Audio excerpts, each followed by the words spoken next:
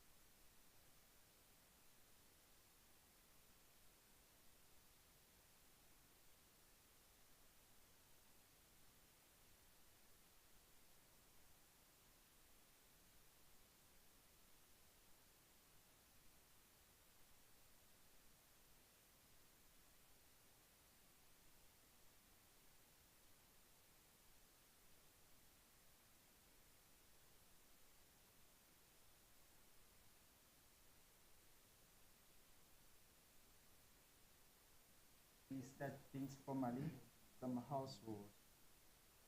There are not that many. The first one is your phones. Can you put them into mute, into silent? And it can vibrate.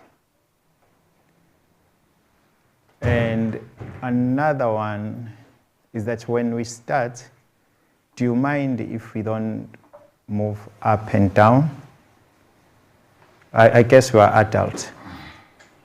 And so there's nothing that is going to press us in the next 30 minutes for us to go outside.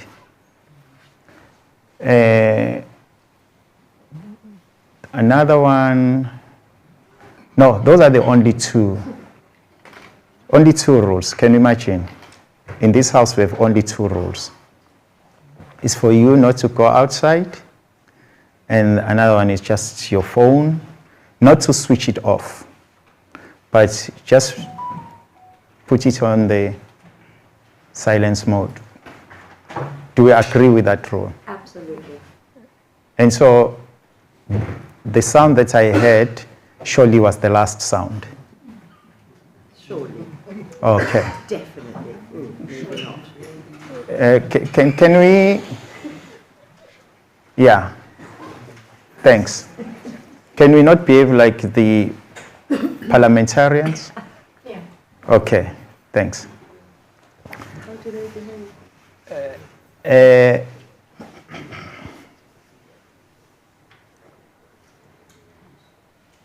You don't need to look behind you because there is ENCA and also there is Voice on the Move, the news live. And so what we'll be discussing here is going to be live. And if you need a link, I can forward it to you. Just send me a WhatsApp and then I'll send you a link that you can send it to your colleagues, your friends, or whoever. And here I've negotiated for you to have an access for free. I'm a socialist. This one is for free. There is a code. They call it, Abanye, they say it is wife, and others say it's wife, and so whatever name, there is a code there. You can use that code. And I guess I've been generous enough. The most important thing is I'm not going to say thank you for coming, spending time with us. I have to say it early. I'm not going to do that.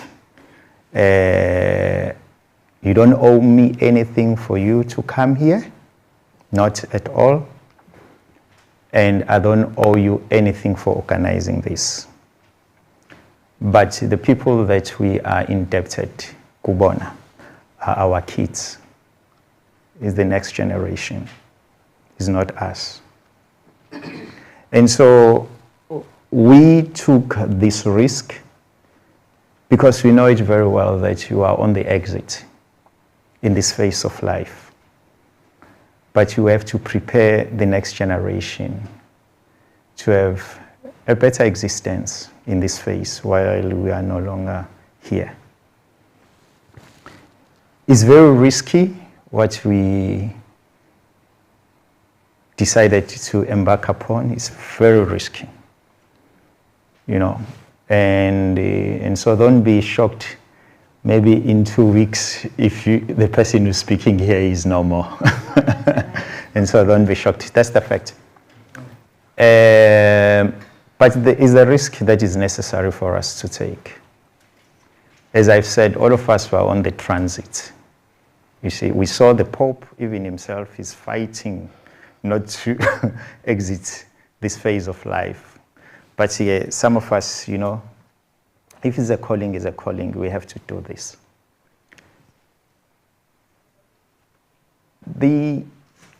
It's not per se a discussion, what you are going to have today. But you'll be given an information that you have been suspecting of what has been happening in the city. And it is not allegations. You put that thing aside of allegation. That is an issue of courts and so forth. But us as citizens, when we talk about the moral and ethics, we don't use that word allegation because it sanctifies the perpetrators of crime. I, as Xolani, I'm not alleged to be involved in any crime because I don't steal. That's what I'm sure of. But people that we know that they steal, they hide under allegation concepts until they get scot-free. We as society, we don't use allegations. We judge people according to the scales of moral and ethics. And so in life, we know that there is right and wrong. You don't are right or wrong because there's no technicality. It's caught people who use arguments to say, yeah, or what. But for us, we know if someone has stolen, and you can see, you know. Because they are measures. You know, you can't be a teacher and then your child is at Michael House and you stay at Zimbabwe. you know, but your partner, he works at the municipality. It makes no sense. We have a lens that we judge people with, is the moral ethics and the issue of integrity. And so today we are in that space where someone, fortunately, who exists in both worlds of moral integrity as well as on the other side of the technicalities and so forth, you know, he will give us the perspective, or he's not going to give us the perspective, he will give us the reality of what is happening in our municipality. And I've been saying in our communication that the sad part is, whatever that we do, we are destroying the future of the next generation. And we are the ones who celebrate when kids are being shot by the SAPS. But we don't do what Karl Marx termed as dialectical analysis, the cause and the effect, which what causes for those kids to be killed, or what make those kids to become criminals. We have never went into that analysis. Why we avoid that analysis is because we know that we are the perpetrators. We are the creators of these criminals. Because when you steal from the municipality, you are stealing the opportunities for a child to unleash his or her potential.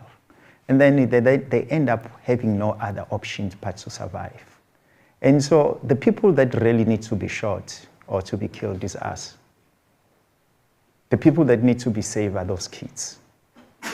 But because we are so twisted in our conscience, we always find an easy way to say the people that need to be killed are these criminals. And we know who are the criminals. And the criminals are these 19 years old, 20 years old, 20 years old. But the people who steal 200 million from the coffers, they don't get shot. They move around with bodyguards. They get protected. But those criminals who are vulnerable, they get killed. And those criminals who are not vulnerable, we call them honorables. We expect them to provide services such as electricity and water and other basic essential services. But we know that they steal each and every day from us. If I can ask you, we know who are the criminals in our municipality as much as we know who are the criminals in our provincial government. How many of them who are behind bars? And how many of them who's there in a precarious state, just like a number of other citizens in this municipality? The answer is simple, no. They live in Gothic mansions. They live an aristocratic life. And they always tell us about morals and ethics. Can you imagine a thief that you know that this is a confirmed thief who will stand up and tell you about the morals and ethics, that they will deal with crimes, and then they call Nhlanhla Mkhwana in, and then they will say they are coming up with a crime prevention strategy, but you will see that this is a criminal who's doing this thing. You see, and so I think, as I've said, the risk that we decided to embrace is a risk that possibly even the police, when I move around here, they can simply shoot me and then they can plant a gun. You see, because the whole thing has been captured. We live in a narco states like Colombia, like Mexico. That's a reality. You see, and a number of people have been victimized, and they are sending messages to me. If you can find my phone, you know, more than 2,000 messages. People have been victimized. But I have been asking them, if you've been victimized, why don't you stand up? And they say, no, I'm scared. because I'll be victimized. But a victim is saying he's scared because he might be victimized, but he's telling me that he's being victimized. And so I always find it, I find an irony to say we are a victim, but when I say stand up and speak, you say I'm going to be victimized. And so there are lots of people who are silent victims in our municipality and who are not liberated to still live under the apartheid, because crime that you are experiencing today, trust me, is surpassed the apartheid. I don't want to compare this democratic state with apartheid because we know it very well that it was not a state that was, defined or classified as a state that is humane. But I think the one that we claim that is humane, when you do a comparative analysis in terms of Human Development Index, per capita income,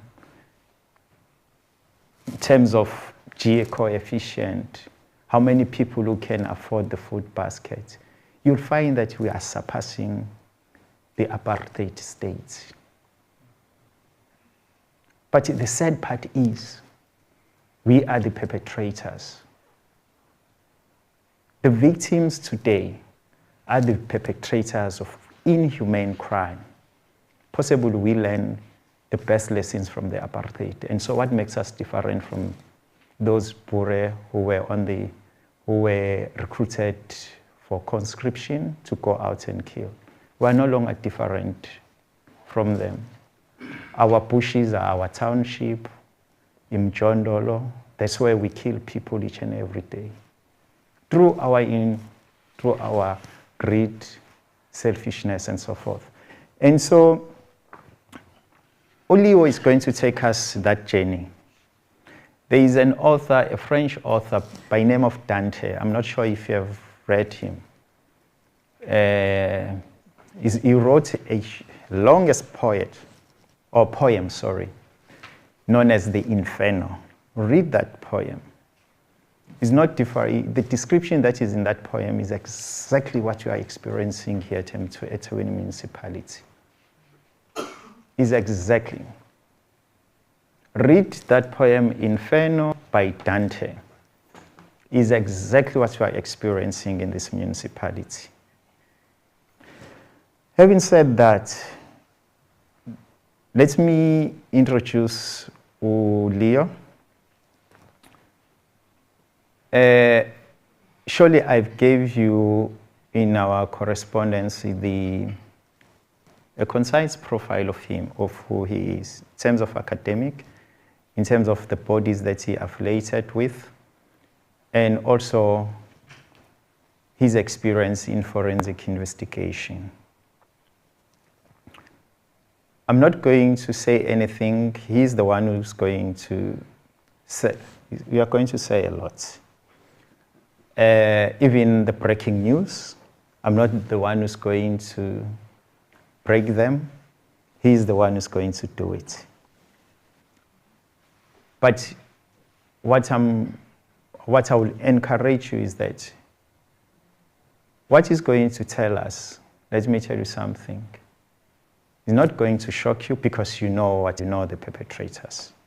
But I know we are here just to confirm. And so he will do that.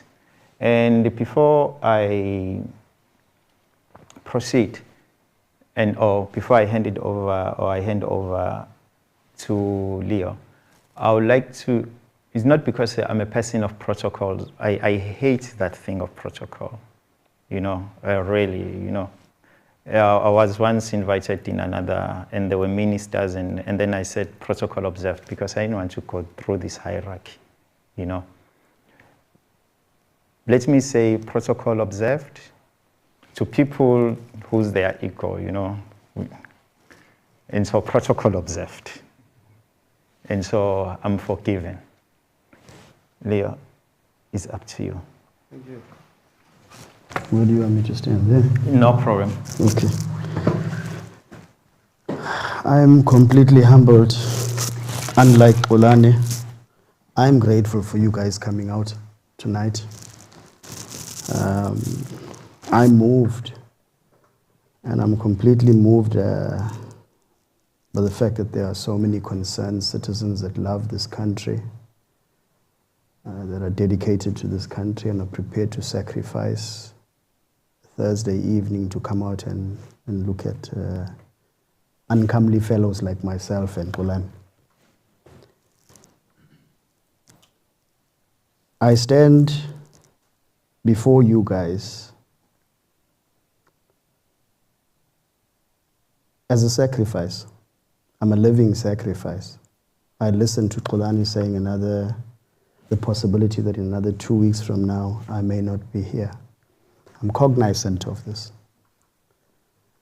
I've served this country in silence and in secrecy for the last 33 years. I started this service on the 10th of January 1992.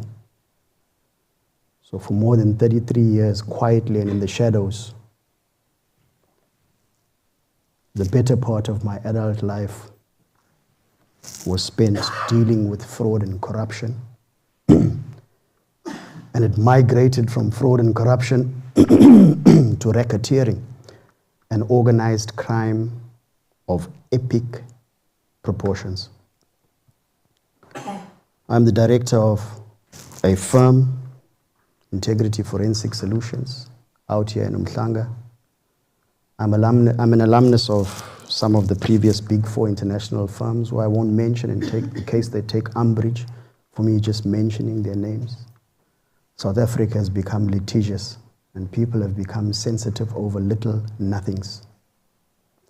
We seem to have taken it upon ourselves to focus on insignificant things and call right wrong and wrong right. That's the age we're in. Brief background, my academic qualifications have been circulated to you so you guys understand my educational background. I've also given you a brief extent of my experience over the last 33 years. But I'll touch on the last maybe 15 years or so, and the role I played, 15 to 20 years, and the role I played intimately involved with various organs of state, from the highest to the lowest offices in this land. Dealing with corruption, dealing with measures to combat corruption in those institutions, providing support to the state. You've seen in the public media that the media is replete with the allegation that the NPA fails and the DPCI, or the specialist hawks, as you would know them colloquially, fail to succeed in investigating and prosecuting high-profile cases. They say the reason for this, to you people who are the ratepayers and taxpayers of the country and society in general, blame for this shouldn't be left at their door. It's because of issues such as an absence of capacity, a lack of logistics and profiled legal teams, that the matters that they are called to attend to are complex in nature, and the complexity of these matters doesn't give them the capacity, in inverted commas, to successfully and timely prosecute these matters. Today I'll come and unbundle and unravel that lie. That's a lie. I've been around, like I said to you, for more than 3 decades in this industry, and like I said to you, I've provided litigation and legal support to the state in most of the high-profile matters. Currently, as I stand before you, on the national priority list, most of the matters that are there as high-profile matters came through our firm, and we were the ones that were intimately involved. Before there was even a police person or prosecutor involved, we were the ones gathering the evidence, collecting the intelligence, putting together bundles of evidence forensically, and then bringing it to the attention of the authorities and assisting them by providing legal support in order to bring those that had pillaged the people's resources to justice. It's a thankless job. It's a lonely walk. It's a sacrificial walk. Now, in dealing with the lie, I'm going to call it a lie because that's what it is. And it's a lie told by people that appear to be people of repute. People who stand on your TV screens and people who stand before you telling society what they know is not true. And I say this not with fear, but with the realization that they're going to want to come for me after today, as they have been doing for the last 6 years, almost 7 years. The expectation is that people that have the level of insight and information that we have are supposed to keep quiet, hush, not say anything, take the proceeds that are due you, do your job, and say nothing more. I say, to hell with that, and I calmly and peacefully challenge the highest authorities in this country. Come for me if you will. I'm patiently waiting. I can assure you though, that the activity that you think you will embark upon in attacking me, victimizing me and vilifying me, you will regret it. Not you, I say that to those who ought to hear it. I guarantee you, what I've done over the last 33 years and all the intelligence I've amassed and the evidence I've gained will bury you. Your rot will be exposed, your betrayal of the people will be exposed, and your lies will come to the fore. You see, in combating corruption, we have a body of laws. Bear with me because I may go a little bit technical. And I have to go the technical route or the legal technical route because it is this domain that they use to lie to the average lay person that doesn't have any legal training or doesn't have an understanding of the environment that we operate in.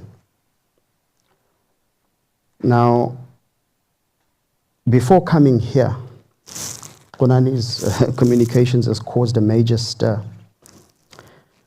One of the bodies I belong to is the Association of Certified Fraud Examiners. That's the professional body that I've belonged to for more than 20, 25 years. And another organ of state that I've provided legal litigation support and forensic support to for decades are what you now call the Hawks, previously the Commercial Crime Unit and the NPA. I've worked closely with them for decades. The capacity that they claim that they don't have and the forensic expertise that they say they can't do without, my team and I have been providing that to them pro bono. All right? So I talk from a point of having acute access to exactly each and every matter, what has taken place in those matters and what the causes of the failings of those matters are. And from my assessment objectively over the last 3 decades, the foundation then is premised that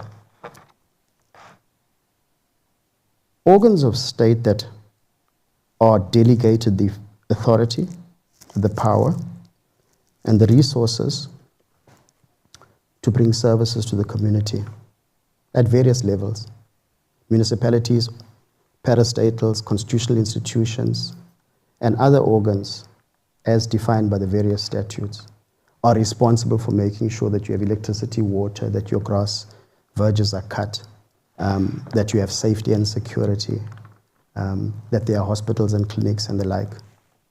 All these are regulated. It's a highly regulated environment. There are laws and there are regulations and there's a policy framework that guides how these people must deal with the money that they deduct from that pay slip of yours each month. Our 33 years experience finds that, in particular, you have to have careful regard to 4 areas. And since we're talking about Ethekwini in particular, we'll make reference to a municipality as being the one area that you need to have special regard to. And in the municipality, you have to have regard to the officials and the politicians, because the officials actually do work in a municipality in order to guarantee that services are rendered. And the political oversight in that municipality brings to bear the national or provincial political agenda or ideology. There are laws in place that puts an iron curtain up between what the councillors or politically appointed persons can and cannot do, and then laws and regulations that dictate what the officials from the accounting officer down must do. So this is why I point at the one pillar being the municipality split into two by the politicians and the officials. When an irregularity is found in a municipality, there's a whole body of laws that will determine what the irregularity is and what must be done when it's found, how it's supposed to be dealt with. I'm going to go through that very briefly. But then it becomes then the responsibility of your reactive organs, being your police, and in particular the Hawks or the DPCI, that must now react when there's irregular expenditure, fruitless and wasteful expenditure, unauthorized expenditure, theft, corruptive practices, fraud, racketeering, and the like. But the DPCI or the Hawks, who are the investigators, imbued with the only organ of state, by the way, imbued with the authority and power, search, seize, arrest, and place people before court, then have to work in tandem with the NPA. And the NPA has a separate section of laws, 179 of the Constitution, what then imbues them with delegated power to take prosecutorial decisions, to also put in place systems to work in conjunction with the Hawks and then bring the perpetrators that steal from the organs of state to book and for these to be held accountable. Get the picture? So you've got four role players. You've got the victim institution, for in this case, the municipality. You then have the reactive institution or organ of state, which would be the Hawks, and you have then the judicial institution, which would be the NPA, would take the matter before the courts and have that matter sorted out. And within the municipality, I told you there are two wings. Let's look for a minute at these four institutions and how they conduct themselves insofar as what we would call the pillage of state resources is concerned.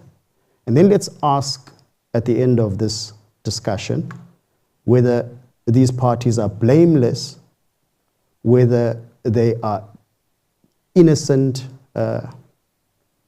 incapacitated, poorly supported victims, or whether they are enablers.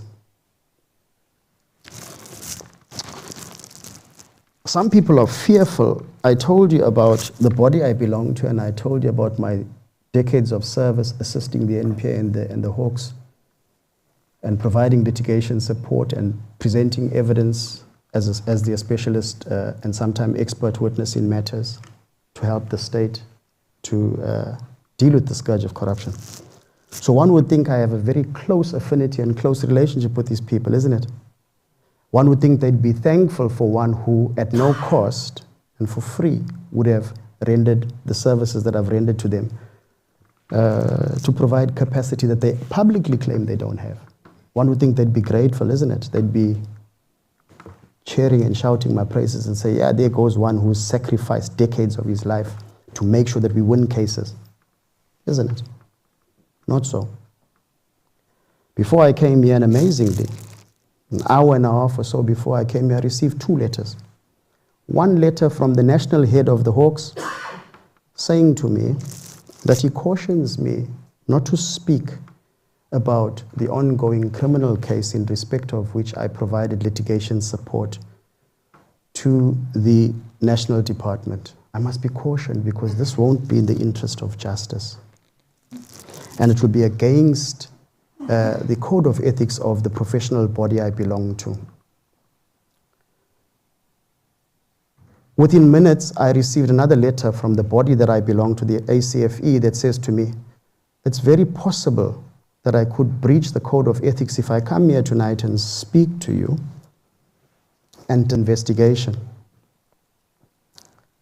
I said to you, I stand before you sacrificially, but I have cognizance of the people that have gone before me and have given their lives and that were imprisoned in order for us to have a constitution that allows us to have freedom of speech. Last I checked, and when I graduated and obtained my law degree, I thought that the Constitution is the bedrock of the law of our land. And I thought that freedom of speech is a cardinal pillar of that,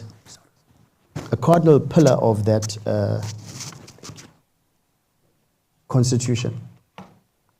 So I'm a bit confused as to how it is that a professional body that I belong to for more than 2.5 decades, together with the police, within minutes of each other, send me a letter not to speak tonight.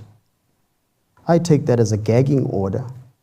Fortunately, my legal team advises that, and I too am aware that I haven't come here to discuss any evidence regarding the ongoing case. I will speak about very pressing matters regarding the Ethekwini issues that you will make your decisions on after I conclude. But what I say to the ACFE and I say to the national leadership of the Hawks is that it's strange that you can send me a letter not to speak here tonight, but from 2019 to 2025 you've done nothing to protect the witnesses and the whistleblowers in the Ethekwini case that have been shot at, that have been victimized, that have been dismissed, that have been vilified. And yet you stand at podiums when you have a camera in front of you and say you are fighting corruption. You say you are sensitive to the whistleblowers in this country that are being sacrificed and slaughtered day after day, week after week, year after year, at pains, while society must look on and believe that indeed you are doing something when in fact you are not. This is why I say they call wrong right and right wrong. If you remove, and I'm not being arrogant, I say this with a complete humility, and I challenge them as well. Remove me and remove my firm from the cases that I have every piece of evidence to confirm. Remove us from them, and I can assure you those cases would never have seen the light of day. Had you removed our expertise, there would be none of these so-called cases. I've watched them, the national leadership, running around from province to province, and I have every recording on every TV snippets from the TV channels where they boasted about these cases and called these cases their successes. Not telling you that people like myself were behind putting all that evidence together, humbly and quietly taking no credit for it, but doing it sacrificially. You not knowing that we're risking our lives for you, for your children, for the future of this country. That's why I call myself a sacrificial lamb. But that's fine, because we didn't want praise and glory. When I got into this of January 1992, I took an oath. I pledged my life to this country, and I pledged my service to you all, that I will protect your resources. I'll make sure that people that rob you for your resources will be held to account. Now that body or those bodies, in respect of whom I've done the work, seek to gag me. Tellers, they almost know that what I'm going to discuss tonight involves the Zandile Gumede case. So I'm not sure where they get these powers from, psychic powers. But I have no intention of discussing the elements of the case. I'm mindful enough not to do that. But what I will do is take you on a journey to show you why these cases fail and how this very case has been set up to fail in front of your very eyes. Run with me a little bit. Be patient. Be patient. Bear with me on the technical side, and the technical stuff I'll present to you, because what I'm going to do is give you what the law says, give you what the facts are, and leave you as a jury or as individual judges to make a determination, so that it cannot be later said that I accused anybody, so that they delay the continuation of people being held accountable by attacking people like us. because that is what they do.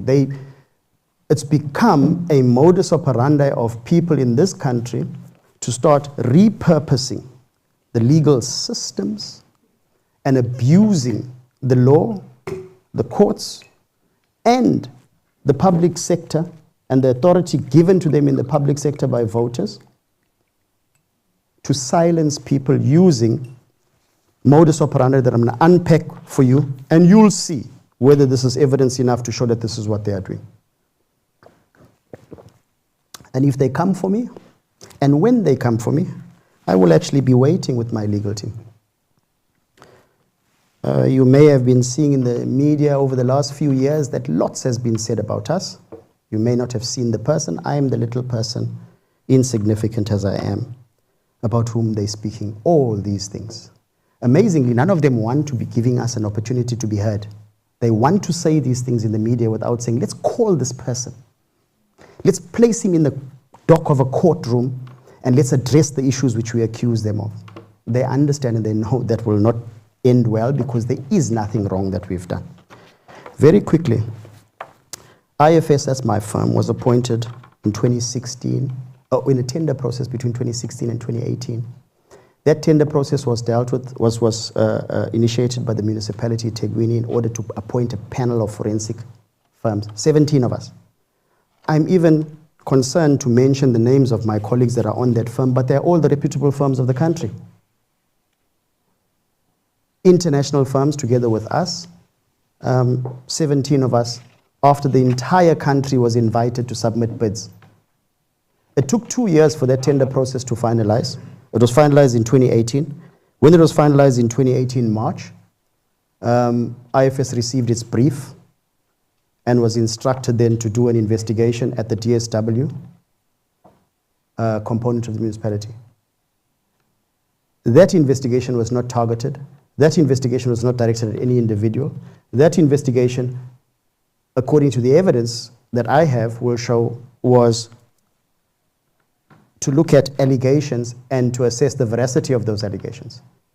It is public knowledge, those that sent me those letters that I'm speaking of now. It's not confidential. It's reported in the media, it's in the indictment. The indictment has been circulated before the whole country. The media has been writing about this from 2019, so if you want to sue me for this, then go ahead, but it's public information. And so that investigation that involves prominent political figures, whom you all know. I compiled the first report, which made the finding, and then subsequent reports, and then was appointed to assist the Hawks and the NPA in bringing those matters to a litigation-ready state, meaning bringing them to the state where they were ready for court prosecution. All processes, asset forfeiture and the like, I was involved in. That is also not confidential. It's in the public space. IFS's name is being brandished left and right as the entity that did the forensic work that culminated in this prosecution for these 21 accused.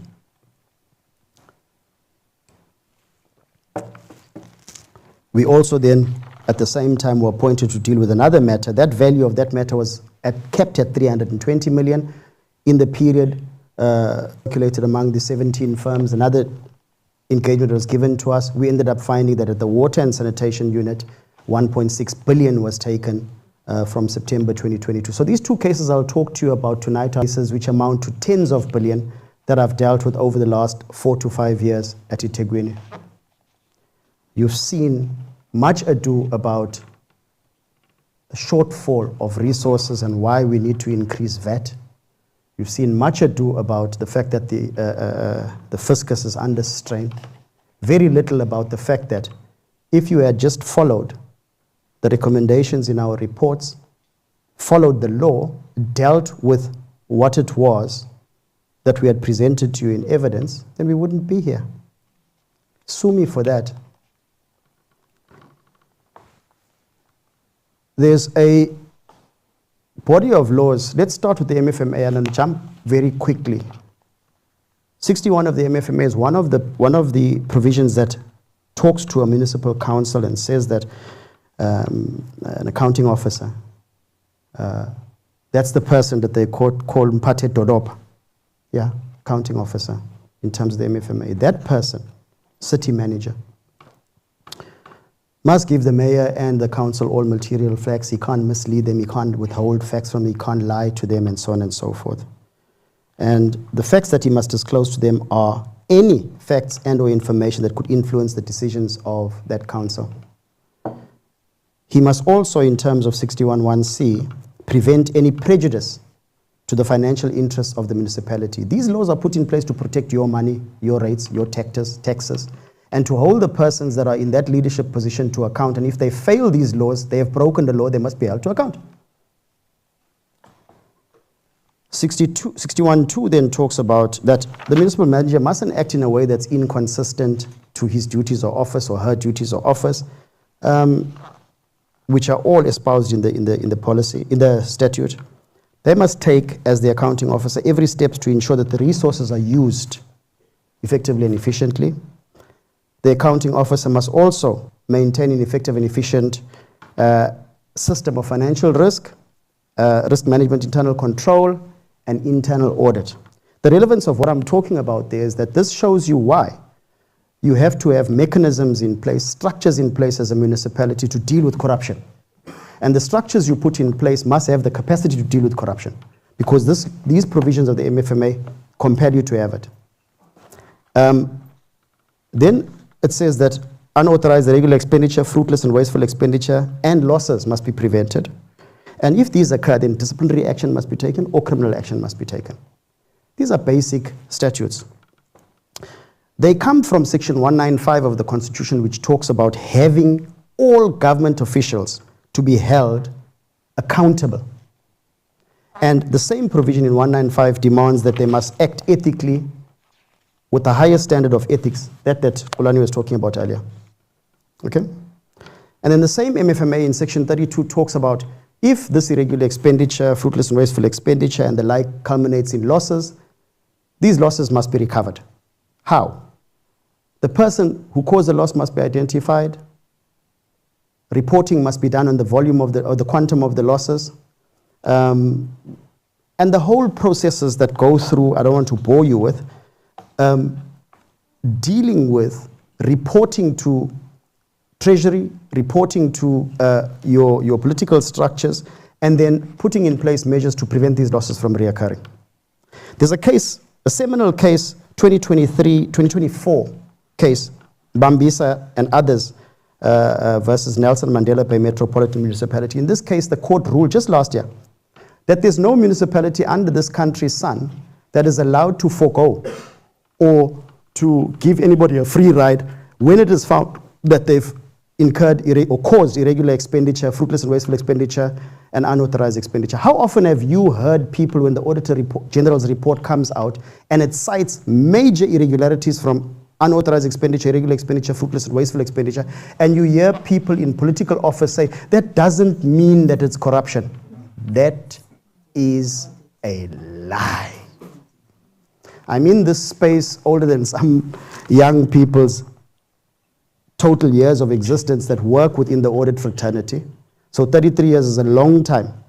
And I've never in my total of 33 years seen force between corruption and fraud and irregular expenditure. I tell you from experience that each time, 99.99% of the time, where you have irregular expenditure, fruitless and wasteful expenditure, or unauthorized expenditure, you will find corruption. So fraud and corruption are bedfellows. And for decades, the Auditor General reports have been coming out saying, there is irregular expenditure, there's unauthorized expenditure, and the populace keeps quiet and say, but the report didn't say there's corruption. Let me help you. The Auditor General is not authorized to deal with fraud and corruption. The Auditor General are assurance partners, and the public law body or the law that regulates their profession only allows them to deal with the auditing for compliance and to give assurance that there's a reasonable apprehension that the books, what is contained in the financial books is what it purports to be. It is the forensic practitioners that, like us, and then the legal processes that we then undertake that will then assess whether that irregular expenditure indeed amounts to a contravention of rules and laws. And then we follow through with the processes. Therein is the nub of the matter, because that environment requires now human beings who are elected and then deployed. I'm going to use the word deployed because that's the word used most often these days. So the persons deployed in these organs of state then preside over the decision on whether they will obey the laws and rules or not. So it becomes subjective. It becomes subjective because the law is immutable, it doesn't change, it's there, it's just documented. But you have a human being who must make a decision on whether he applies the law or whether he allows the whisperings of influence coming from elsewhere. And I submit that I think that the influence is coming from a political place rather than from adherence and an understanding of what the plain reading of the law is. Now, Section 32 says you must recover that money from the person who caused it, whether that person is a king, queen, accounting officer or councillor, or a lowly employee of the municipality. And the Mabambiswana case in the Supreme Court of Appeal confirmed, just last year in 2024, because some political appointees would say, this one I'll let slide. This one is not so bad. They didn't say it's corruption. They just said it's irregular expenditure. This is what the law says, and this is what the courts have found must be done. Relevance? I'm not going to be tempted to give them the joy they want to discuss what I found in the Gumede case. So I'm going to stick to the law and what's wrong with how they are trying to circumvent, bypass, ignore, or fail the very law. Now, every time you find the word must in any statute or any law, it means that the words that follow that are peremptory. When a judge looks at that, he would say, is this left up to the discretion of the person, or is this an obligation on that person to act in accordance with what the words are after the word must? So the legal understanding is that every time you see the word must in a statute, it means must. It doesn't mean maybe. It doesn't mean go and caucus. It doesn't mean go and have an in-committee. It means you must. Now, it's amazing how those musts apply to all of us. You must drive below the speed limit. You must pay your rates and taxes. You must submit your tax returns. If you don't, X, Y, and Z. How is it that it is only us lowly, insignificant ones that comply with the musts? But those that's supposed to preside over ensuring that the musts are implemented are the ones that look for every reason why the musts are not complied with. I recall in 1994, I know exactly where I was, tears streaming down my face, looking at Nelson Mandela being ushered in. I remember exactly where I was the first time I stood in front of him when I looked at his shoes, and his shoes were split on the side and they were stitched, and I could see they were the workings of a shoemaker who had repaired his shoes. And I stood at attention along with the whole platoon with me, 36 of us, looking at him in awe. A man that sacrificed 27 years of his life so that we could be free. Yet his shoes were busted. His shoes, dark brown, polished, were resold and finished by a shoemaker. I'm not talking about what I read in a book. And it struck me that this man, of such stature and substance, doesn't have a new pair of shoes. This immediately told me that this is a man that has sacrificed the entirety of his life and even the luxury of not wearing Gucci shoes so that we could attain the liberties that we have. It was on the back of that I'm telling you that these laws were premised. So these are not apartheid laws. These are laws that are promulgated post-1994. All of them that I will discuss with you. All these laws. Even our constitution. So the fact that those that are compelled to enforce and implement these laws selectively determine whether they must comply with the musts is problematic.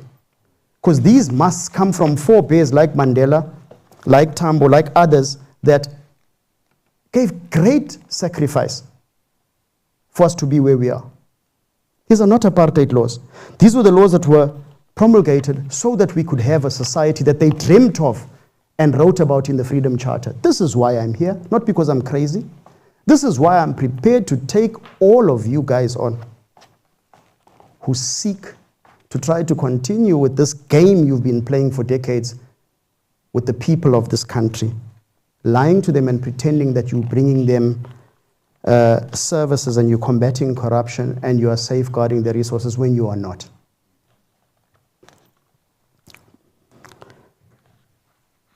There's another must. The accounting officer must take all reasonable steps to ensure that disciplinary action and criminal proceedings are instituted against any official of the municipality who allegedly committed an act of financial misconduct. Must. And if they don't do that, section 173 of the same provision says that that person commits a criminal offense and must be sentenced to a maximum of 5 years imprisonment. The seminal case of Peterson in the Western Cape. The Western Cape, by the way, as much as we may talk, have differing views, is the first province that convicted a municipal manager, Peterson, for contravening the provisions of the MFMA by failing to take action and messed up the SCM systems. He got 5 years, went on appeal, they reduced it to 3 years, but nevertheless, his conviction was upheld. So that means the Supreme Court of Appeal's view and our legal precedent is that you cannot, as a municipal manager, not comply with these provisions that I've read out to you. Decide that you're going to take action against some and not against others. All right? Now, it continues to say any person in 32 that is responsible for causing irregular expenditure, the municipality must take steps, they must investigate, they must recover, and they must prevent the reoccurrence. How would you prevent the reoccurrence if the person leaves the municipality or if the person is outside of the municipality as a service provider who is then nefariously linked to political people inside the municipality or political people outside in another structure? I'll tell you how. The law provides a solution for that. You would not have locus standi and judicia as a municipality, so then it tells you must initiate criminal proceedings. You must initiate civil proceedings to recover that money. You must have expertise like ourselves who would then assist the municipality in complying with all these provisions, in collating the evidence in the investigation, because you don't expect the municipalities who have admitted that they're not going to go looking around for specialist practitioners who are going to be sitting on their books and on their payroll to do investigations or forensic investigations, as it were, even when there aren't any. So all these laws that they are compelled to comply with, they need specialist services, and they appoint these specialist services. I went on that panel in 2017 to get all the big four firms of the country together with everybody else that had the capacity, and a rigorous testing process was done for 2 years, and in we came and we were appointed. And then fast forward to 2018, we were given missions that were made by a particular whistleblower, and we did our work diligently, which culminated in what you guys see today before court. Every aspect of it. I'd love to see people, and I challenge those listening, wherever you are, come and lie and tell us what you did. I don't want to go into the nitty-gritties of the case, but I challenge them to tell us what have they done, or have we not, as seems to be on the lips of some, performed our work with diligence. In the Constitutional Court, you may remember Glenister, a nobleman, took the president of this country together with the Minister of Police, together with all the other structures, National Prosecuting Authority, to court. He went right up to the Constitutional Court, and his gripe was the DSO, the scorpions of old, were being disbanded, and he argued it's a political decision, it's not in the interest of the country, and so on and so forth. It was a major fight. He won the fight. After much battling, many millions, great sacrifice, and him being vilified. But that seminal ruling made the following findings. It said that, it confirmed what I said to you earlier, that every organ of state, right, based on international law as well as South African law, must put in place mechanisms within the organs of state to combat corruption. Here's the dichotomy. Further, in Glenister, the Constitutional Court opined that the leadership of the DPCI, the Hawks, report politically. The leadership of the NPA report politically. And this political reporting to ministries has a possible tainting of the decisions that these bodies would make in their decisions regarding investigations and in their decisions regarding prosecutions. It's not a fable. It's not about the criminal case, whoever's listening. It is about the law. This is what the Constitutional Court judges said. Not me. Sue me for it if you like. The judges in Glenister said that, and it is a fact. You've seen it playing itself out that decisions are taken either to arrest, not to arrest, to investigate, not to investigate, to prosecute or not to prosecute. And I have no personal gripe against anybody from the police or from the NPA. I've assisted you for decades, you know this. But what I have is my legal training, and I stand to it. What I have is my morals and ethics and my commitment to this country. I can't, in good conscience, be trained to do the right thing and then for expedience and to be popular, depart from doing that thing that the law says I must do. You would rather take my life, sue me, or do whatever the hell you like. This is what the court said in Glenister, and this is the fight that Glenister went through. Now that mechanism is what I told you must be put in every government department, your internal audit unit, your forensic practitioners, so on and so forth. If you don't have those units in place, what are the consequences? 173 of the MFMA, you go to jail as a municipal manager. The public doesn't know these things and it's hidden from them, and they think that, this is just, you ought to be held accountable and you ought to be criminally charged.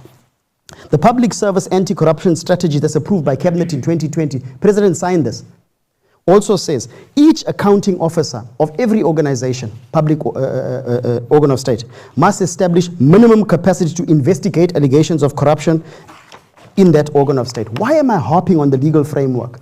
I'm harping on it to show you that there are concise bodies of laws. We have enough law, we have enough regulations, we have enough or a broad enough policy framework to deal with corruption. Your problem is the people that preside over the decision on whether to apply these laws or not are the people that are compromised.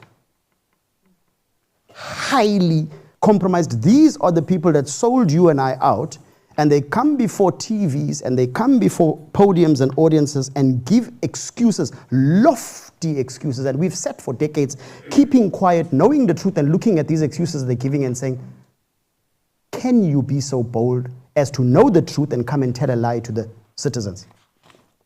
So in summary, the municipality must prevent the recurrence of an irregularity after they found an irregularity. They must report it. They must cause criminal cases to be registered, investigation to be done. They must identify the person that caused it. They must count how much it is. Like I said to you, in our case, it's just over 2 billion rand. How many RDP houses could that have built? How much water would that have allocated? How many services would it have rendered? How many potholes? How much of your rates on a monthly basis would that have attended to? And I told you there are tens of billions of cases outside of these two that I have personally dealt with and I have the receipts on.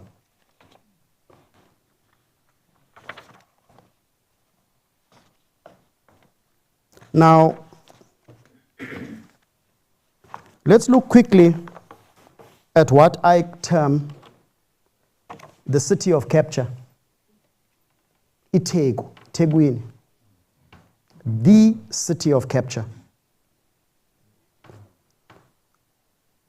While these people are bound by all these laws I've just explained to you briefly, you see they're even bound by them at pains of being charged like Peterson and serving jail time if they don't uphold these laws, by when they find their employees to have stolen the state money to hold them to account and the like. Section 61, 62, 32, and the rest of them, of the MFMA. They're bound to do that, but instead they do the opposite. They sabotage, they victimize. They embark, or they use their office delegated to them, the power given to them, to embark upon schemes that that bring the result that Xolani spoke about. He said 2,000 or so people have spoken to him about how they're being victimized, but they say they are fearful. That fear is not coming from nowhere. That fear is brought about by the schemes that are implemented by the officials that's supposed to bring about the application of the rule of law. Section 32(1)(b) of the NPA Act of 1998, sorry. I'm going to talk about the bodies, the four bodies, the DPCI, the NPA, the municipalities, and so on, the laws that regulate what they should do. So that my colleagues that are sending me letters can stop sending me letters thinking I'm going to talk about the evidence that I obtained in the case. But you'll connect the dots, because you'll leave this meeting tonight having a crash course in law, understanding what they are legally obliged to do, and you'll be able to see through the veil that they are not doing what they are supposed to do, and you will be empowered with the statutory provisions to show exactly where they contravene the law, and you will decide what action you wish to take as society. Now, Section 32(1)(b) of the NPA Act loosely empowers the NPA to deal with persons that are doing what we said is being done. People that sabotage ongoing prosecutions, people that interfere with witnesses, hinder prosecutions, try to scupper prosecutions. Those people, in terms of Section 32(1)(b), commit a criminal offense and should be charged. The complainant in that matter and the initiation of those charges should emanate from the NPA. Now, you must ask yourself as society, how many times when you've seen witnesses like the lady in the Omotoso case get shot dead, when you've seen other people, and I hope that the families don't take offense to me if I mention names, but there are several whistleblowers that have been unalived, and they are unalived within the proximity of them attending those trials. This law is promulgated to deal exactly with that, but you have people coming on your TV screen saying, hey, we must do something for whistleblowers. There's enough law to tell you what you're supposed to do to protect whistleblowers. Here's one of the acts. It says, NPAU, investigate, because people then are dealing with these witnesses in that way in order to hinder, obstruct, or to scupper the investigation or the prosecution that you are currently busy with. That's why that witness is being intimidated. Then you have the PRECA, Prevention of and Combating of Corrupt Activities Act, where witnesses are given money, bribed, induced, or whatever to change their version or not participate in case. There, that law, PRECA, again, empowers you as the state, both the Hawks and the NPA, to deal with it. Then you have the Code of Conduct of the NPA, paragraph D2L, which goes as far as saying, if a prosecutor, while he or she is busy prosecuting a case, becomes aware that another offense is being committed, directly or indirectly linked to this case, he or she as a prosecutor must immediately inform the police in writing, right, so that they can initiate an investigation to do what? To protect this or to attend to this other case that's happening. I'm going somewhere with this, follow me. And I'm talking again just dealing with a case.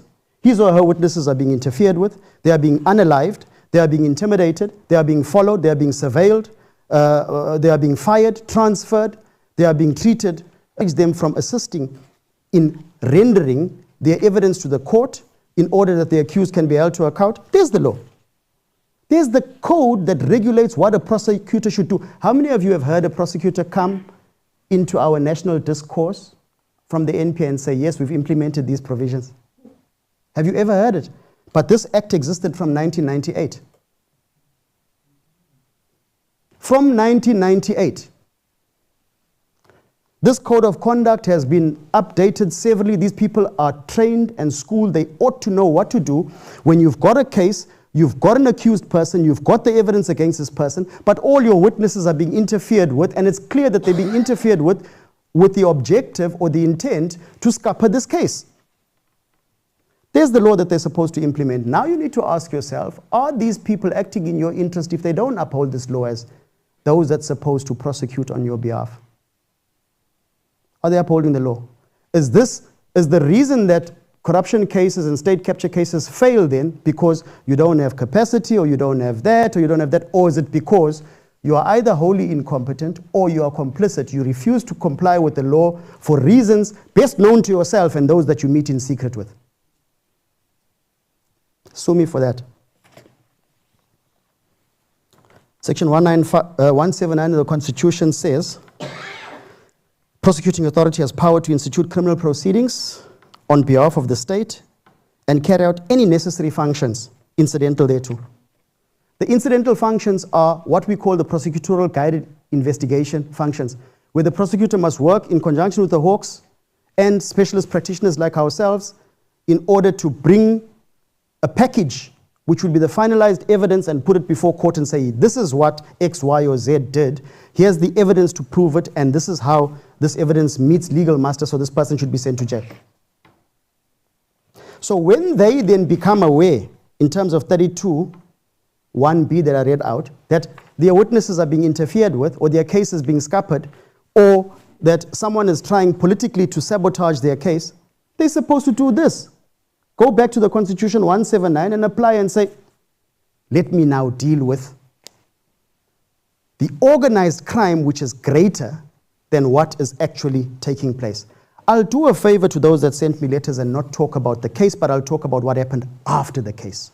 And I'll let you as the audience see how what happened after the case, in respect of which I am prepared to give every person evidence because it's become a public document. This is disseminated in the public space. I've sent a letter, my legal team has sent a letter to the Executive Council of this city, together with the evidence that supports what I'm going to say to you here. Document by document, line by line, annexure by annexure. So if I'm lying about anything, you go to the page and you read it for yourself. So, they are bound by law to do that.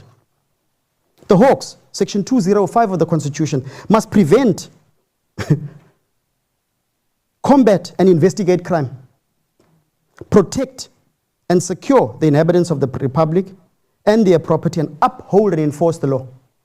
How are you preventing crime when you come to the point of learning that a crime has been committed, people are placed before court for that crime, and others are running around like minions, embarking on activities to scupper and collapse that ongoing case? That's a crime on its own that's been committed after the initial crime. And here's the law that tells you what you must do. So can you guys please, I beg you, ask what has been done when 22 or so employees of Ethekwini that were witnesses against the ongoing court case, the evidence of which I won't speak, when they were dismissed, transferred without request, fired without following due process, threatened, when people like ourselves, on the eve of us coming to testify before court and present the more than 500,000 pages of evidence that we collected, are told, we're terminating your contract. You are not appointed in line with the law. But I was not appointed by myself. And I was not appointed alone. I was appointed with 17 other companies in the same process. What makes the other firms absolved? It takes a special kind of person to believe that that is a rational argument. But I'm dealing with that in the High Court. Now, why I raise that is because it comes in the minds of rational thinkers that in mere weeks before a person is supposed to be presented as an expert of the state to go and present the national priority cases, you have the accounting officer who I showed you what he must do or she must do in a municipality to uphold governance, uphold the rule of law. When money is lost, recover that money, and people steal that money, hold them to account and the like. Far be it then with that body of law. And mind you, I said, Peterson is your example. If he fails to do that or she fails to do that, they go to jail. That person must have some special driving force at pains of being arrested to say, I don't care what the law says, I will attack the state's main witness. And the witness that recovered or was involved in all the processes of allowing you to comply with the laws. It's unfortunate I can't tell you exactly what I did, because then they will jump on the bandwagon and say, he's now releasing secrets. But the things that we did, I can say this because it's factual. ended up in that case being where it is. It is akin for you to go and appoint a person to safeguard your home, deal with your expensive jewelry and possessions, and when he catches the thief, you come and say to him, naughty boy, why did you catch the thief? I'm firing you. There's no better example. That's what they've done. It is the same. I'm not worried about what they've done to me because I said I'm the sacrificial lamb. What of those more than 20 employees that were people that participated with me, that trusted me, that I worked with for years to assimilate the evidence to build the case? What of them? That were told by their leaders, these are our ethical policies, these are our norms and standards, this is how you must conduct yourself as an employee of the municipality. And when they do that, and they expose corruption, they are then vilified, attacked, vindicated, transferred, dismissed. I can tell you horror stories and I can put the receipts to show you the evidence. This that I'm saying, again, I give another caveat. I will say this throughout this evening's discussion. Got nothing to do with the Zandile Gumede case and the evidence in that case. This is what they've been doing to scupper that case.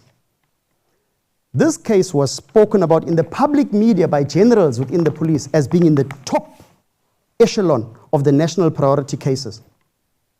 This case, a racketeering certificate was issued. A racketeering certificate, ladies and gentlemen, is only issued by the National Director of Public Prosecutions and is only issued because the stakes are so high for racketeering. The minimum sentence is 30 years. And the complexity of racketeering requires that the highest legal mind in the country must consider the evidence before issuing the certificate. The certificate was issued, so what does it tell you? What's the quality of the evidence that we collected? I will go a little bit further of other things that are in the public domain that they can't sue me for. On the evidence we produced, we already secured judgments through asset forfeiture successfully in the Durban High Court, in respect of which assets, Lamborghinis and Jaguars that we seized and other stuff that we seized, and houses in affluent areas have been forfeited to the state because of the work that we did. Now, how is it that judges sitting in a high court that is dealing with asset forfeiture, using the same evidence, I'm not mentioning what the evidence is, so you can't say I'm releasing confidential information. The same evidence we produced, the same reports, signed by me under oath,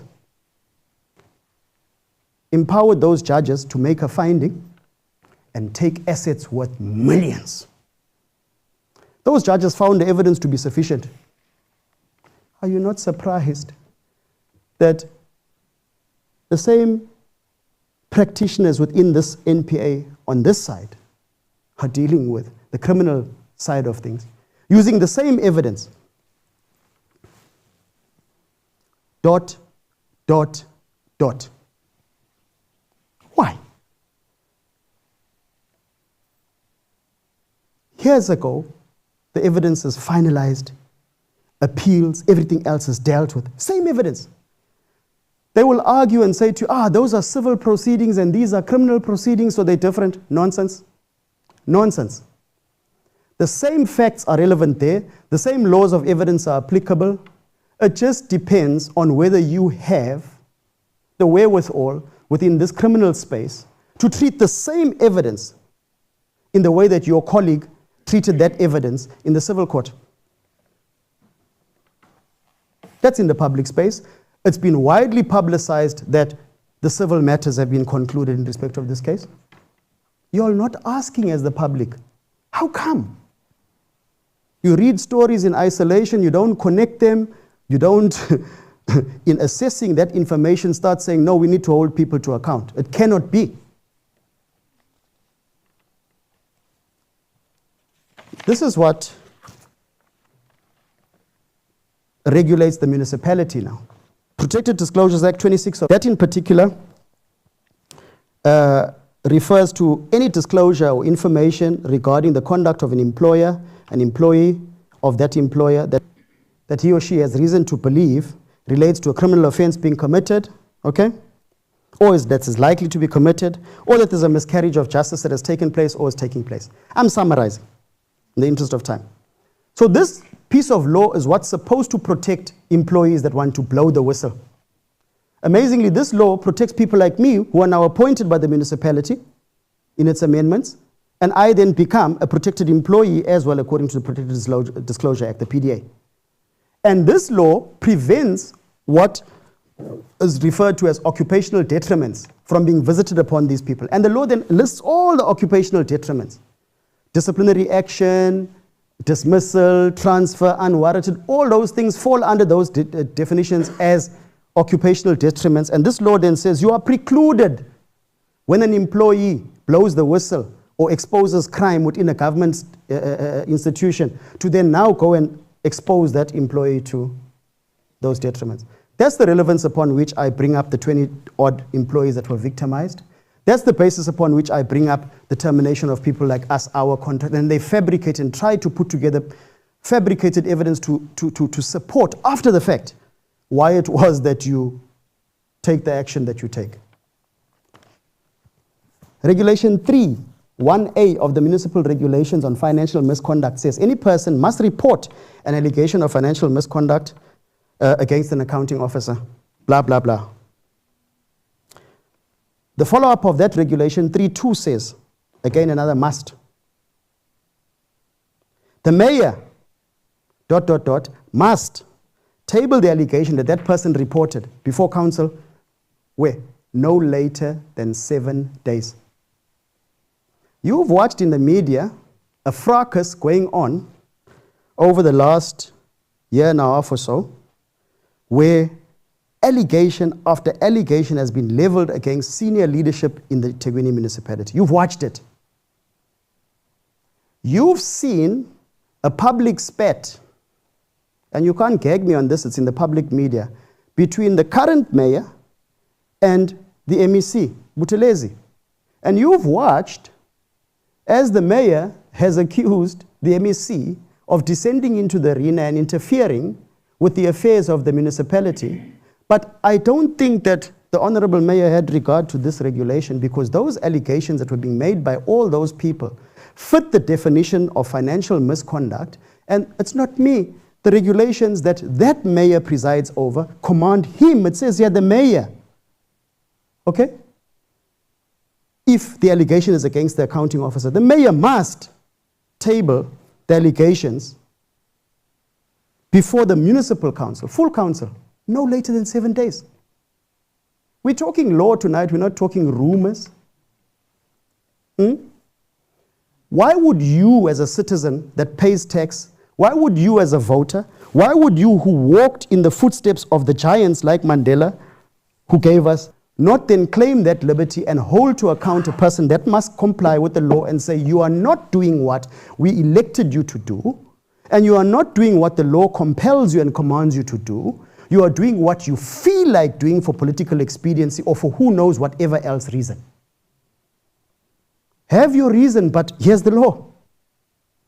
And a man stands and falls on a law. If we don't obey the law, then we become a society that would be akin to a banana republic.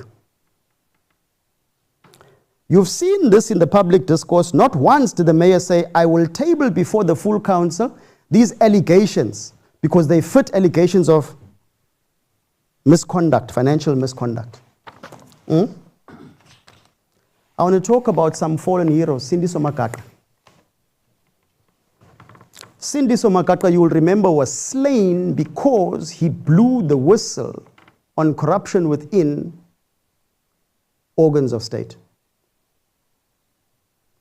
Instead of them applying Regulation 3, instead of them applying the entire body of laws like I spoke to you about, the MFMA and all the other provisions, treasury regulations, and the whole body of laws, the common law and the like, none of it applied to Makaka. He was gunned down and is not with us today. But I bring up Makaka because there's a nexus between Makaka's slaying and what has become an accepted practice by those in power.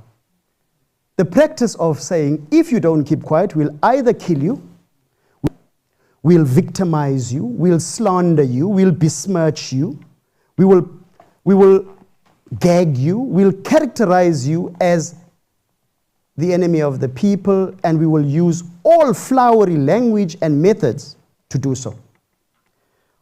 Why do I say this? I say this because you must go and look at the witnesses in the Makata case and what happened to them. Read on the internet to see how those poor witnesses had to approach the Human Rights Council in dire circumstances and fear for their lives, on bended knees, begging after failure of what I read to you earlier.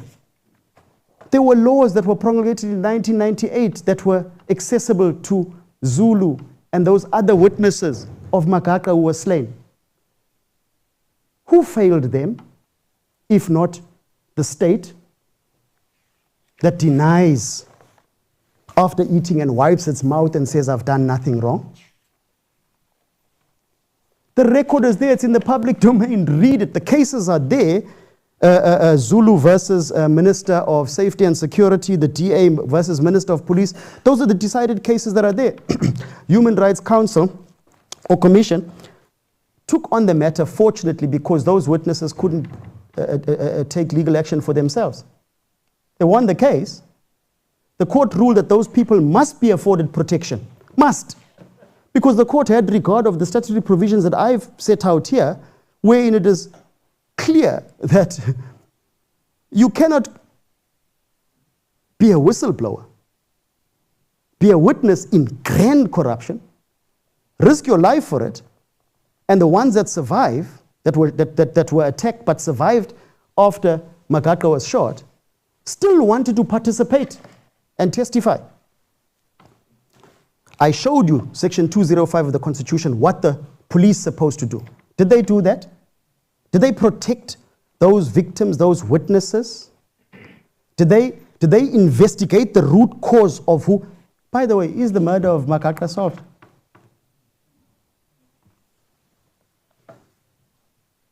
So not only, guys, this is serious. This shows a systemic breakdown. This shows an abuse of power and authority of epic proportions, and yet we sit and we go about like frogs in a boiling pot, thinking we are having a warm jacuzzi bath. You are being cooked. You are being boiled. And it may be true what Polani says, that I may not be here in 2 weeks' time, but if that be, I go in peace with a clear conscience, with the truth as my shield, righteousness and justice as my foundation. Who failed Makaka? The law never failed him. The law is there. These people graduate like us. We go to varsity for 5 years or so on, and some of us longer because you fail and repeat. But nevertheless, they come out on the other end and they are given the positions. And you're given the position and the high salary to be able to recall what you learned in law school and apply it here. When a victim comes to you and says to you, I've been raped, you should know how to cross-examine. I throw my corn, but I call no fouls. You saw it in the news the other day, what the judge said about certain prosecutors who failed to cross-examine an accused person. And we sit quietly and go on and limp on from the next case until it becomes you or someone close to you.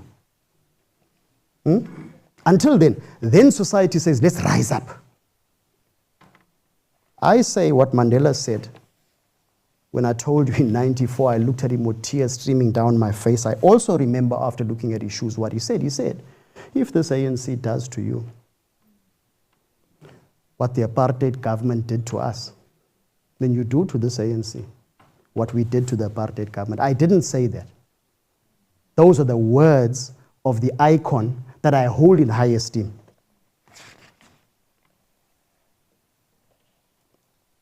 There's a changing time and a changing tide in our society as we see it, guys.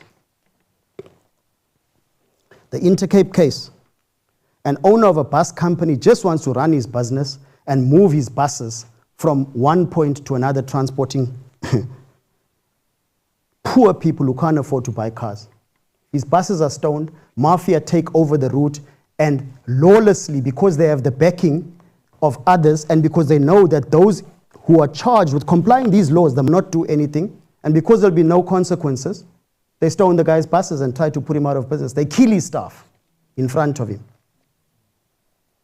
Section 205 of the Constitution. Senior people with medals from end to end did nothing. If they claim to have done something, let them show us that they've found the perpetrators and held them to account. They haven't. So there's your reason why, or part of the reasons why, state capture prevails. These are the reasons. You've seen the Deokaran case. Small fish always getting taken down. The minute you take down the big fish, whoo, then there's problems. There are technical issues. The matter must be dragged on for 8 or 9 years. There are issues, there are technical, there's capacity issues. There are so many excuses. Have you ever had regard to the fact that the people making the excuses, when it's not a politically proximate person that's charged, a quick conviction is rendered? How is it that they have capacity when it's nobody, when it's a nobody like you and me? But when it's a politically connected person, like in this national case at Ethekwini. Do you know that not a single person has been disciplined for the 2 billion that I had looked at Ethekwini? Not one person. Do you know that? No disciplinary inquiry, no dismissal specifically related to the evidence I collected. Not one. No implication of the law to recover the loss. We had to go through, with the asset forfeiture unit, processes to recover as much as could be recovered. Nobody's pension was taken. Nobody was fired. In fact, they were promoted. In fact, others were given increases. In fact, still others, while they attended court, I won't mention their names, did not take a day's leave from 2019 up until 2024-25. You cannot have that number of leave days if you just go and Google and see all the dates on the court register when that DSW case set. You're an accused person. How do you attend court and still get paid a full salary? That is irregular expenditure. I showed you what the law says should happen. Someone should go to jail for incurring that. Others were promoted. I showed you what happens if you fail to take action against the employees. That is also Peterson, it's jail, 173, 174. I'm hated because all these things I've been bringing out since 2019 and saying, but guys, aren't we overlooking that this is supposed to be done? Shut up, you shouldn't speak. That's been what has been told to me. Leave letters like I've received to gag me. From 2019 to 2025 is almost 7 years, guys. The evidence doesn't change in 7 years. But what has happened in 7 years, been interfered with, people have been discouraged, people have been victimized. Then you must ask, what could be the reason when you are obliged as an organ of state? You have the policing powers. You are not impeded in any way. You have the prosecutorial powers. You went through law school. Why would you not attend to this? When you're thinking about that rhetorical question, I want to throw another document that's in the public domain. Go and look at a judgment that was issued in the regional court by the learned regional magistrate, Garth Davis, in respect of this DSW case from the period 2019 to 2021 after the accused were placed before court. This is a public document, so sue me for talking about a public document. A judgment of court is a public document. In that judgment, you will see the state presented evidence to show that the officials in Ethekwini, were interfering with certain witnesses at the highest level, and they were protecting the accused. That's the evidence of who? Of the state. The regional magistrate heard that evidence and heard the rebuttal evidence, had a whole ruling and said, indeed, the evidence that was presented does show that the municipality, INETHEKWINI, contravened all these provisions that I showed you. They failed to hold the employees to account. They failed to implement recovery. They failed to deal with the constitutional accountability requirements. They failed in every aspect. And the court still went and said, they have failed to support the prosecution and the state in holding the accused in that DSW case to account. The court went, here's the coup de grace. The court concluded by saying, not only did they do that, but they appear to have sought to have protected the accused people while victimizing certain witnesses. And you know, the witnesses they were victimizing were among the most senior in the municipality. I never said it. The learned regional magistrate said it, and the evidence informed that. So, how is it when a court, as far back as 2021, 30th or 31st of March, made this finding, and the NPA and the DPSI were in that court and were party to that process? How is it that from 2021 right to 2025, no one from the municipality is arrested for what the court said had been done? The court already said it. They are interfering with these witnesses. The court spoke about, at that time, that one of the co-accused was given 19 million after being out on bail, but the same municipality he stole the 320 million from. And the court frowned on that. I'll have you know that that 19 million in 2021 that the court spoke about was the product of irregular expenditure, was a contravention of the laws that I read out to you, and was supposed to see the officials in the municipality that gave that 19 million arrested. I raised that. I was vilified. That 19 million escalated to 600 million between 2021 and 2023. 2 years. 2 years. 19 million, more than 600 million. I can show you documentary evidence where I raised this issue back then already.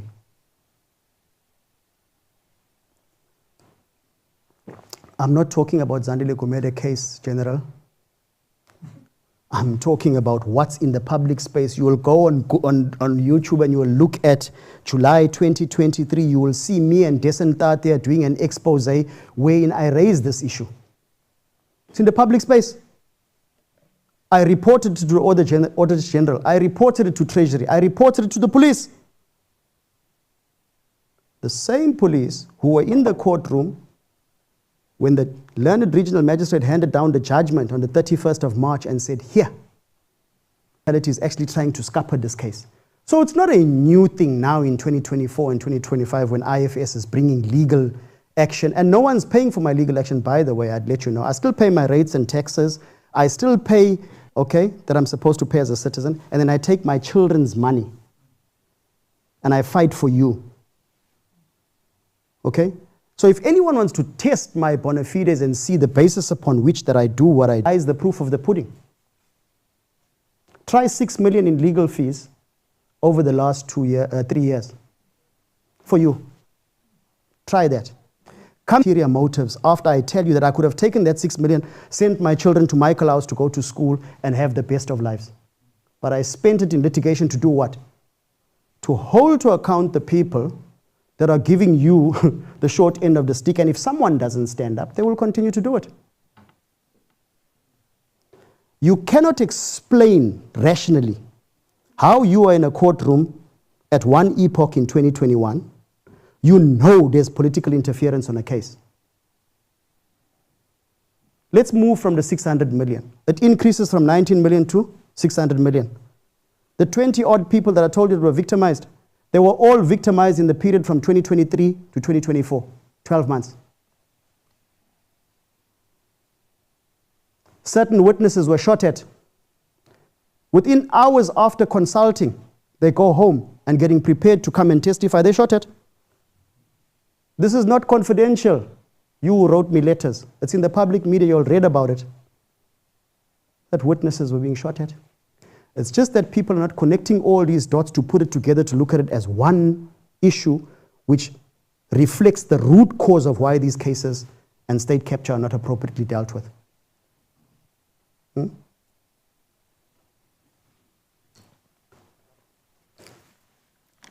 I have evidence to show political interference as far, documentary evidence, as far back as 2019. The same court I'm talking about. Consider this evidence. It's in the judgment. It's not a secret. I'm not revealing secrets. If you read the judgment, you will see that the court had regard to the fact that one of the highest political bodies in the municipality that was supposed to be charged with governance started interfering with the reports, interfering with the witnesses, wanting to gag the witnesses, calling the witnesses to talk to them at counsel, to be questioned and cross-examined. The court heard all that evidence.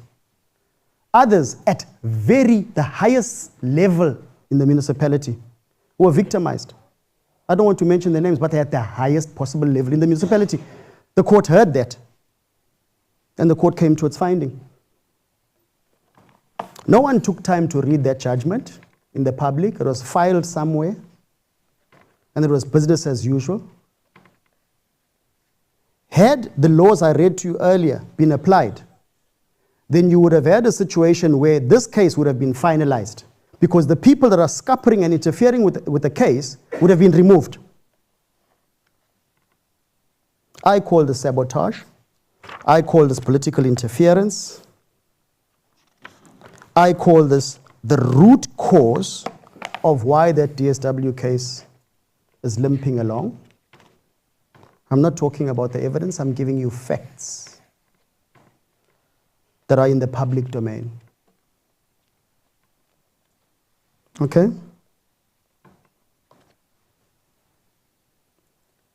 Now, I'm guarded not to go into the evidence, and that's why you find me skipping certain of the pages, so bear with me.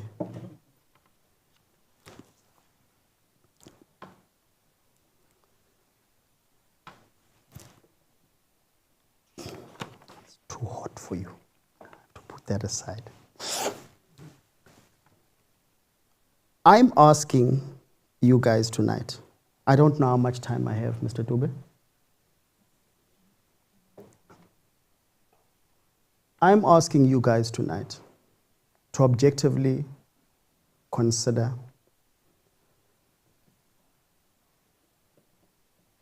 the submission that I'm making, that there can be only two scenarios. They are thus. It is either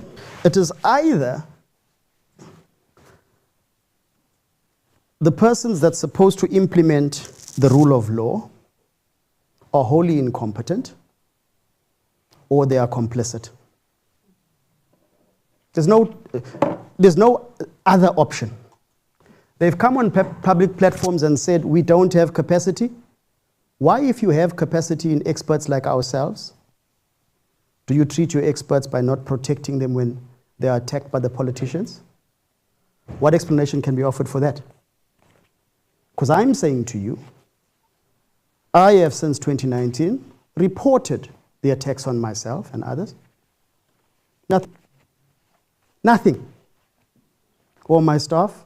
Nothing has been done to investigate the actual root cause of the politicians, and this is why. The same perpetrators that are trying to scupper this case have become more emboldened and have gone on to steal billions from several other departments. They hold to ransom service providers and compel service providers to give them payments quid pro quo. And if you don't, then they won't process your payments, or they'll frustrate you, or they'll involve you in, they'll tangle you up in legal wranglings. You pay for that litigation, you the ratepayer. Who gives the right to a municipal council to decide that they're going to fight a service provider that they owe money, for example? Let's use the latest case, that Poloba construction case that is the court decided on. You owe the service provider money. The service provider initiates legal proceedings against you. the city, individuals in the city take a decision to litigate. The court rules against them. And now you are going to pay an additional 31 million rand in legal fees and wastage because someone personally decided to make a political decision.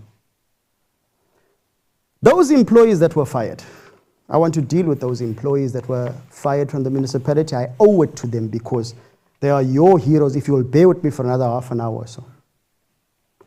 They are the people that sacrificed their jobs for you. They are the people that said no more when they were told to shut up, look the other way, and allow the pillage and rape of more and more billions. The budget of Ethekwini is estimated at about 70 billion. You'll be shocked if we allowed at some point to show you the documents we have in our possession to show you the extent to which loss is incurred from fraud and corruption from that 70 billion. Take that in the context now of the 28 billion that's been looked for and why VAT has to go up for the whole country by 0.5%. I reason that just by stopping this corruption in one metro, the ones I know of, it's more than 28 billion.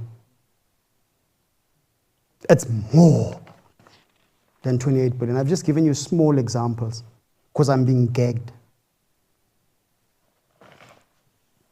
This is the modus operandi I'm going to lay out for you, specifically what would happen. And I say the caveat over the next half an hour. None of what I'm telling you relates to the Zandile Kumeda case. In fact, this is the evidence in my possession of how senior leadership within this municipality who currently sit there now have tried to scupper and break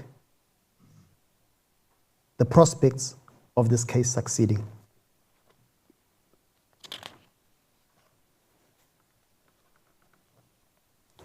You would recall in the public domain, widely publicized, the ex-head of the CIU, his home was attacked. Again, I won't mention his name, even though his name is in the public media. In the wee hours of the morning, gunshots rang. Assailants were in his house.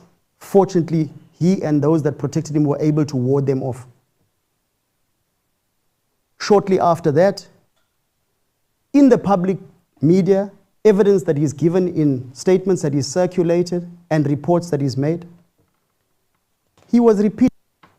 And those threats started from 2019 and culminated in June 2023. By June 2023, he received the last death threat, saying if he didn't leave, because he was standing in the way firm, maintaining that consequences would be meted in the DSW case against Kumed and others. He was given an ultimatum. He resigns. I saw it in the papers and I was shocked. He resigns. His last day is the 31st of July, 2023.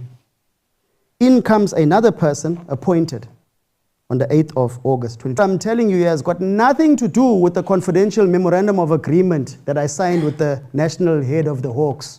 I reiterate for the umpteenth time. This is all evidence I obtained after, on my own, after being isolated and put aside for reasons known to others somewhere. Now here you have the man who stood as the head of that office, risking his life and that of his family, evading bullets, but still standing and saying this case will proceed. 2 other attacks were launched against him, and eventually he says he can't take it anymore. He resigns. 8 days after his resignation, a new person is brought in. Mysteriously, the person is brought in, but not a single process that regulates the recruitment, selection, and filling of posts is followed. Not one process. And I challenge anybody who says that I'm slandering or I'm lying. I challenge you. Let's go to court so I can produce the documents to show that. No process followed. The person is appointed. For courtesy, I won't mention his name. You'll fill in the dots. That person, within days or hours of his appointment, he starts victimizing the employees of the very unit that's supposed to be investigating this DSW and Gumede case. He forces staff to go and locate the forensic report from the Zandile Gumede case, and those that explained to him that this is a confidential process, the evidence has been given over to the organs of state. He threatened them with dismissal, and he carried out his threat.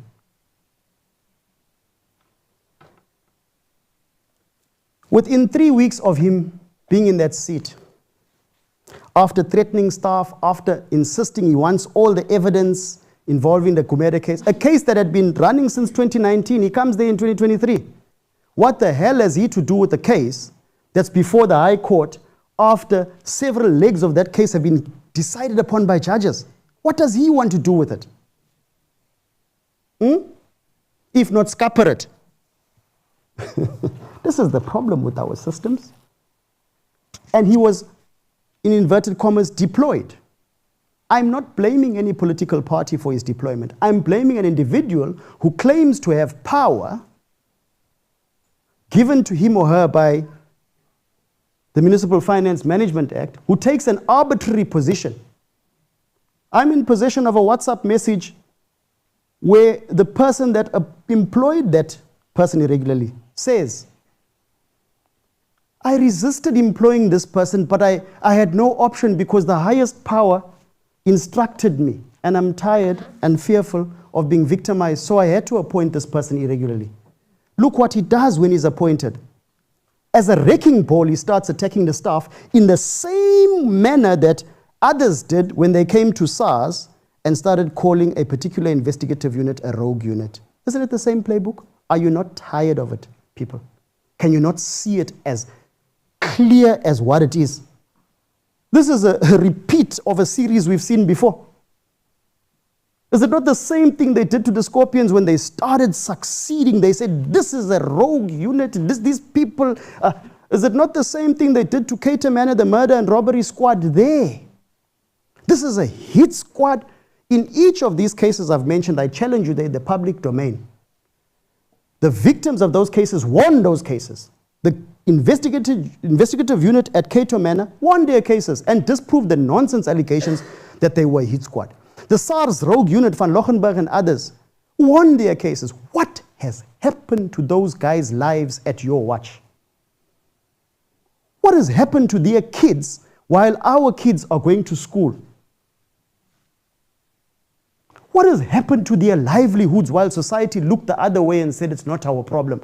I always use the analogy of a rape of a woman and say you cannot claim to be a human being and a citizen if a woman is being raped and screams for help and you close your windows and say it is outside of my yard and it's not my business. You are guilty of rape. This is what society is doing. You've watched them do it at SARS. You've watched them do it to the Hawks. You've watched them do it to several other investigative arms. Now you're watching them do it to the CIU. Functioning successful unit in INETHEKWINI, which was a unit that was bringing about great success. If it were not so, why do we have these cases before the High Court? Why do we have all these accused? Why do you have all the assets that we've recovered? 100 billions. I'm not taking glory myself. I said there were 17 firms with me. Those 17 firms worked. The results talk for themselves. In comes a politically appointed person. How is this different to what happened at SARS? The old guard are kicked out under the name of transformation. Someone comes in, he's put there, and he raises hell the minute he comes in there. 3 weeks after he comes, he says to us, you guys, IFS, I've got a problem. Send me your appointment letters.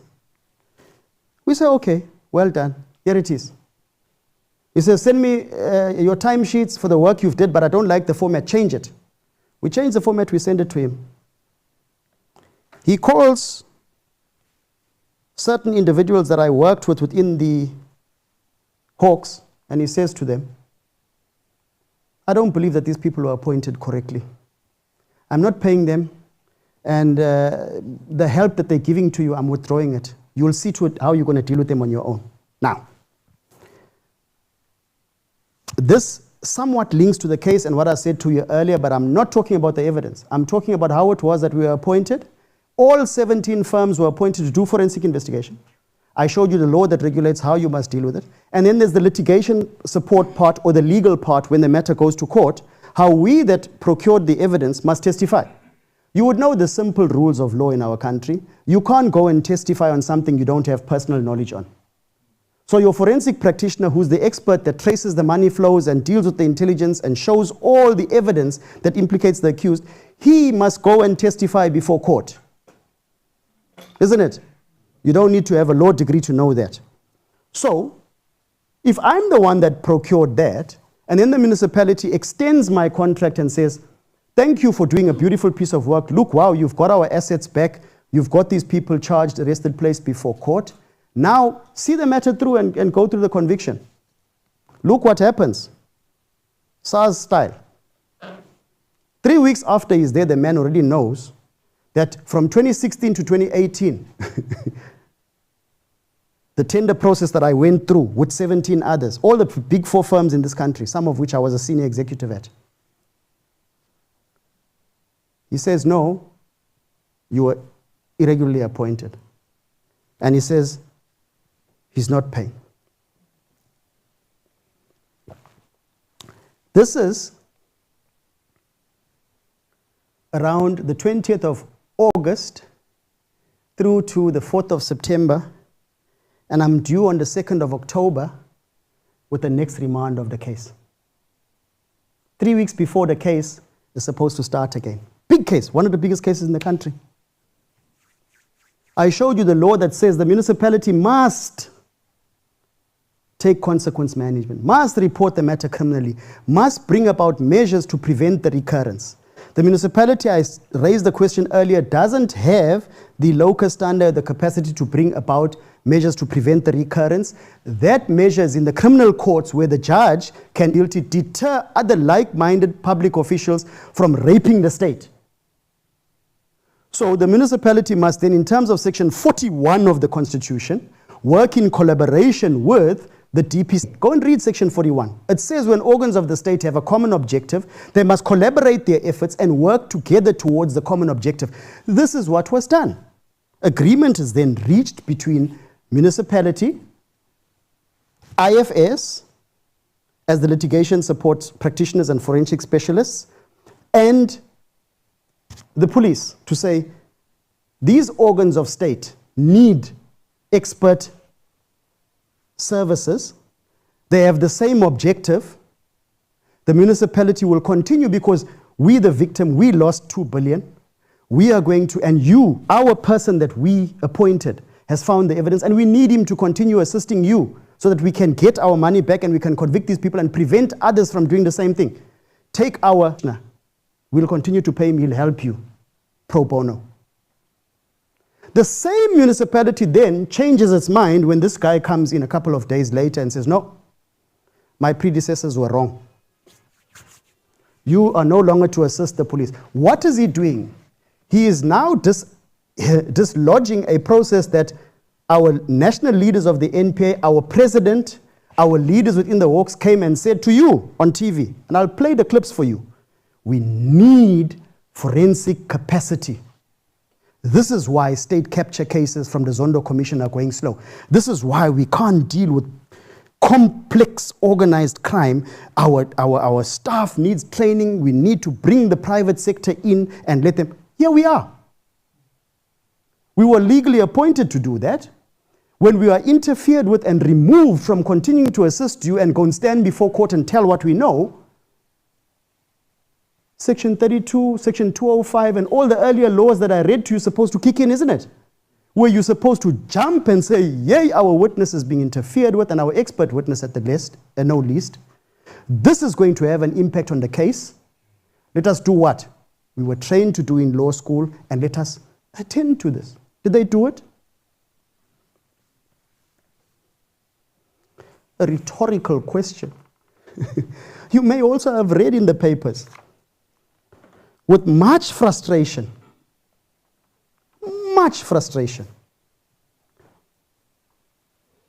the way the matter is plodding along. I'll leave that to your imagination. But ask yourself, what would you have done had you appointed a specialist practitioner with expertise that you don't have and you admit you don't have in public? That person compiles damning evidence for you that if it were not so, would have been challenged by now because discovery has made a good 5 years ago.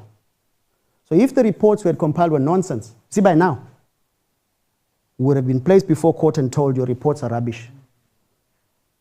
The same reports I told you had secured judgments in other courts. Same evidence. But here, we are excluded by this person appointed after the death threats are received from erstwhile head. In being vilified, we are precluded from participation. Public then asks themselves, is this not a political witch hunt? And then you start seeing murmurings in the media. I want to deal with the one murmuring I saw in the newspaper where people have jumped and made allegations about that same allegation. We were unlawfully appointed. We were not. We were not. We have every piece of paper. I think this makes them scared. That shows them the processes that were followed in how we were appointed. The truth is a scary thing. But to show now, after them scuppering us and keeping us out of the case, on they go ex post facto to try to appoint a service provider, another forensic practitioner, to justify their decision that they'd already taken to terminate our contract. When this started in July 2023, or before it even happened, I did an expose on ENCA saying that this was going to happen, and that we had the intelligence to indicate that this is what was going to happen. One political party stood up and said, hey, this is nonsense, we can see it for what it is. These people are trying to scupper this investigation. 1 out of 17 service providers, why? They have every SCM protocol. But here's the interesting, the service provider that they appoint to investigate us, the paperwork that they use to appoint the service provider shows. Listen to this nonsense. They contradict themselves so damningly. In their papers, they admit that the 17 companies that were appointed in 2018 are still in force, 23, because the powers in the municipality had extended those contracts, which is exactly what we've been saying all along. We've got the paperwork to prove it, that the highest authority from city managers, 2 BAC committees, employees whose names we have, employee numbers, everything, with the papers. And the rationale was, you've investigated cases, people are before court, you have 2 choices. You let those people go free and return their assets, or you extend the contract of these witnesses that must testify in this trial. Which would you prefer as the ratepayer?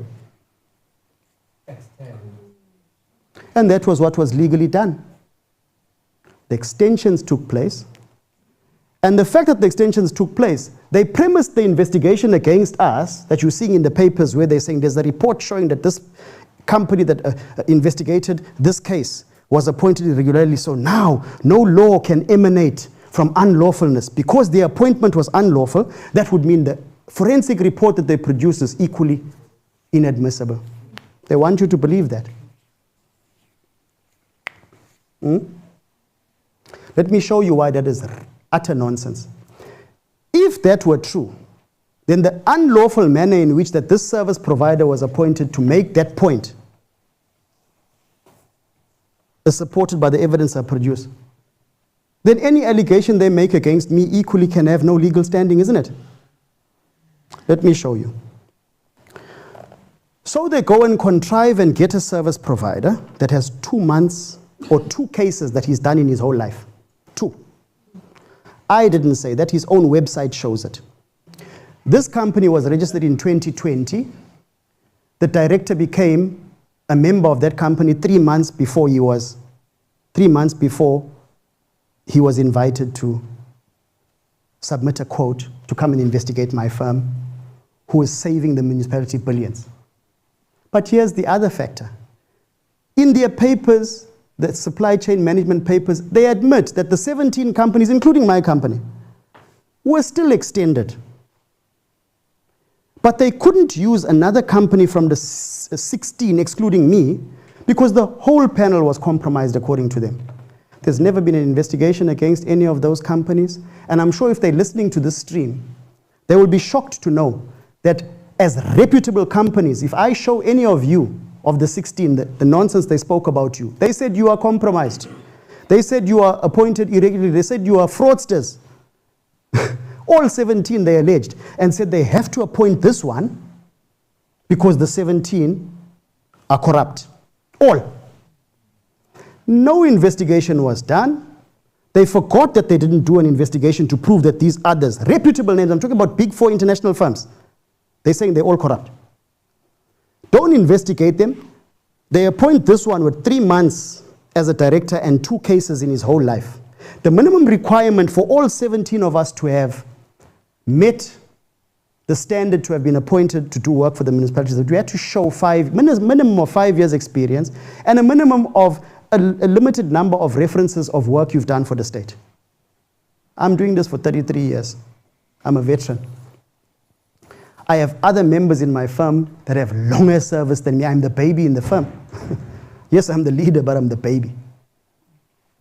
So I have veterans that come from all the big 4 firms internationally that have joined me.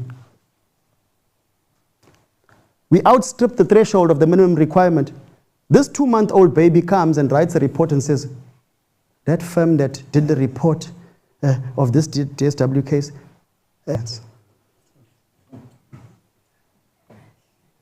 he disregards the number of degrees I have. He disregards my academic qualification and my experience.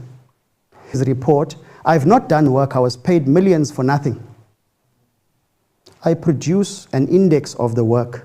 Not an index, it's the index, which is the front page showing what the rest of the contents are. The index for the DSW case of the evidence I produced is 401 pages, the index. And line by line, I itemize each document, what the document is, each piece of evidence, and the number of pages it is.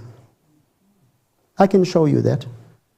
It's a public record, discovery given to the defense. It's in the court file. I produced no less than 50 reports in progress of the other work I was doing. I'm talking about millions and millions of lines of evidence. The 2-month-old baby, to try to let people walk scot-free, says, I didn't do work. Society keeps quiet and doesn't say, smell a similarity of what was done in previous organs of state. Are you going to wait until the end result happens before we rise up and say, not in our name? Because we watched as SARS fell, and they gutted it and they pillaged it. And only when the court exonerated Van Lochenberg and that so-called rogue unit, then we got up and said, yes, they were wrong. Okay? I'm appealing to you guys today. In conclusion, the averment is that there's every other reason as to why they can't succeed in these cases. Our evidence is to the contrary. Our evidence is that they deliberately and intentionally, as a municipality, fail you, put in place measures to ensure that politically elite people don't get held to account. My last submission goes to a piece of evidence that I have, which shows that after this person contradicted himself in this report, which we tear to shreds, myself and my legal team, and show line by line and page by page that he ignored evidence that was in front of him that exonerated us. At least in 1 or 2 places, he then admits and exonerates us and says these allegations are not supported by fact and can't be supported by fact. But listen to this. When he makes these submissions, a decision is made that a meeting will be held at the Exco among the highest decision makers in the municipality, which is the council. The council that must consider Regulation 3, that must consider governance, and must consider the best interests of the municipality. At the current place where we stand, we would think, finalize that case, convict these people, and stop the pillage of billions that are flowing out. But they say, no, we want to hear this evidence that alleges that our expert was not properly appointed. Nevertheless, they hear it. They don't produce a report. No report. No piece of paper. And I've got the evidence to show it. The guy comes, verbally stands up to council and says, hey, it's alleged that those employees and this service provider are conflicted, blah, blah, and blue. He's quoting from a report to allege that the report says thus. But when you read the report says we've done a diligent search. We've looked to see if there's any conflict of interest and could find none. Do you realize how damning that is? That means the council sat and consumed false information, made a decision to fire employees, made a decision to continue to vilify us and want to blacklist us and want to do all things against us, when in fact the person that spoke to them lied and spoke contrary to the very report, as rubbish as it was. That means they were misrepresented too. That means that their resolution is defective. But we must ask yourself, was it wittingly or was it by dereliction? Because the evidence shows that they never had even a report before them. They had not a piece of paper before them, not a single piece. How do you make a decision on the lives of 20 witnesses, which are your employees, that are going to deal with the scourge of corruption which you're supposed to deal with? And your expert service provider. And you have not had sight, nor of the report, nor the evidence that the persons implicated put up to say, here's the rebuttal evidence. So now I conclude by saying this. I've given you a bit of information to show you the involvement or the law, what the law says, an indication broadly insofar as what ought to have taken place, what has not taken place. I've shown you how people have been victimized. I've shown you how Bell Pottinger and how SARS Rogue Unit and the like tactics have been applied. And I've shown you how your EXCO, who's supposed to have at that point stopped and said, no, this report you're talking about or this allegation you're talking about, isn't this involving our ex-mayor? Shouldn't we look at this more closely? Shouldn't we apply due diligence and see that the rules of natural justice have been applied, that the evidence... I conclude, guys, by saying, with your limited means and your limited power, it's not all doom and gloom. The solutions are there within the law. The solutions are there within civil society. The solutions are there within each and every small individual to come together in unity to deal with this scourge. That's the only way it's going to be dealt with. Okay?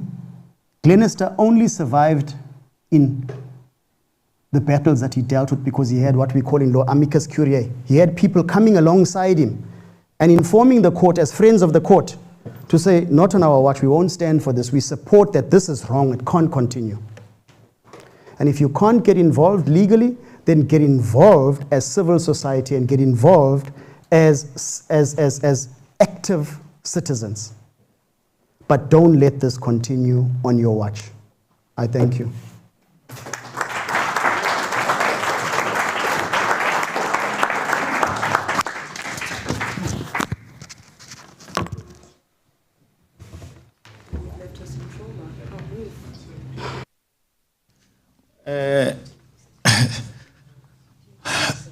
I think you can stand there because we are going to have about another 20 minutes to answer questions. Yes. In an essence, just let us be straight, let us not be ambiguous.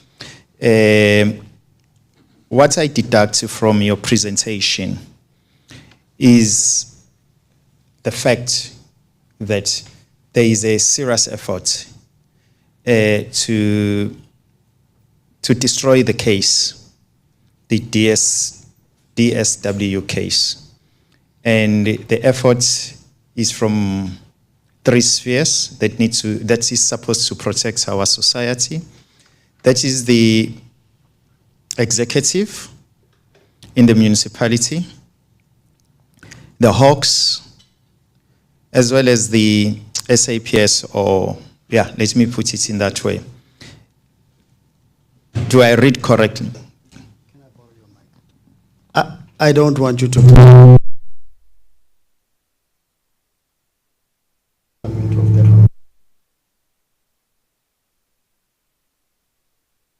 I'm trying to switch off this one. Okay.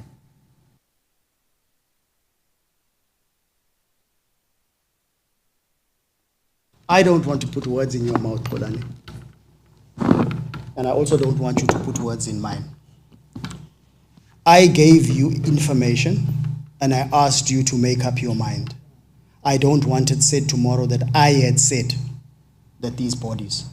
The evidence is open for citizens to look at it and assess it and say, have these people clothed themselves in glory? And if I am then challenged, I'll be forced to produce the documents to show what my actual view is and what the evidence says. But your audience must say, whether from what I've told you are facts, that these bodies that you raised, have they done the right thing from 2019 to now? According to you, have they done what they are supposed to do? The evidence shows whether they did or didn't, Mr. Dube. Okay. And another one, do you think that is there a way that the current leadership in that municipality, mayor, the city manager, the executive,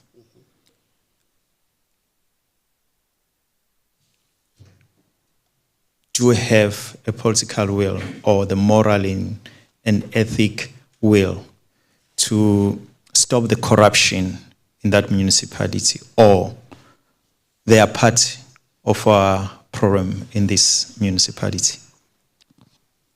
If you listen to what I said, my answer will have to be a flat no. And the no is premised on the evidence that shows that no consequence management has been visited from 2019 to 2025. You've had a mayor, it's public news, that when the manager that was implicated in this matter, whose name I won't mention because he's still under trial, along with the other accused persons. When that city manager was ejected from the municipality when his bail conditions failed, an acting municipal manager came in. The newspapers, the media shows what happened to that municipal manager when he went to testify in the bail hearing of the current municipal manager that's charged. Political councillors said he's ambitious. Political councillors attacked him and vilified him and shot down his continued employment as the acting municipal manager, until the current municipal manager was appointed. And all councillors clapped hands. You read between the lines. Why would they then be happy when they were unhappy with the one that testified against their erstwhile mayor and erstwhile municipal manager? And then he's there for a short while acting. The minute he finished testifying, the very next day, read the papers, they attacked him. He was removed, and this current municipal manager that was placed there, go and read the public media to see how many allegations have been leveled against him which implicate him in trying to scupper this case, and also implicate him directly and indirectly in serious allegations of irregularity, which demand the implementation of Regulation 3 of the Financial Misconduct Regulations, which by now should have been a mile high, presented to the full council. And that council should contain the opposition as well as the current ruling party together. That's what the law says. I'm not saying it. So if they haven't done that, sir, I'm only here to say to you, based on the law and their conduct, then they don't have the political will or the legal will to deal with the scourge of corruption. In fact, their apathy then makes them liable based on publicly available information for the citizenry to conclude that they are protecting this current city manager. Because the question would be, why would you not implement your own regulations? Table before the full council all these allegations that whistleblowers and citizens are bringing against this man. Serious allegations of abusing service providers, of corruption, of maltreating staff, of using the municipality in a way that ought not to have been done, as I read out to you there. No political will, no legal will. Okay. Before the last one, as a ratepayer and a citizen of this municipality, do you think that man who is our municipality manager, is Musampele, is known, is there a need for him to still be in that municipality? A need? No. Your question is there a need. When we vote, do we vote to need people in political office that will disobey the laws that would benefit the citizens and would bring true transformation and emancipation from lack of resources that our people have suffered from? Do we vote to bring persons in that would be mired in allegations and persons that would not uphold the law? That should be the answer to your question, sir. It's a rhetorical answer. Okay. The last one. Looking at the council, we know is a GNU. We are governed by a kind of sort, not the GNU in this province, it's a coalition. Is the EFF, is the IFP, is the NFP, and the ANC, and the DA, Yes. in the municipality. Yes. Wow. Yes. And so meaning that we've been betrayed by these political parties because they have all the powers to change lots of things in that municipality.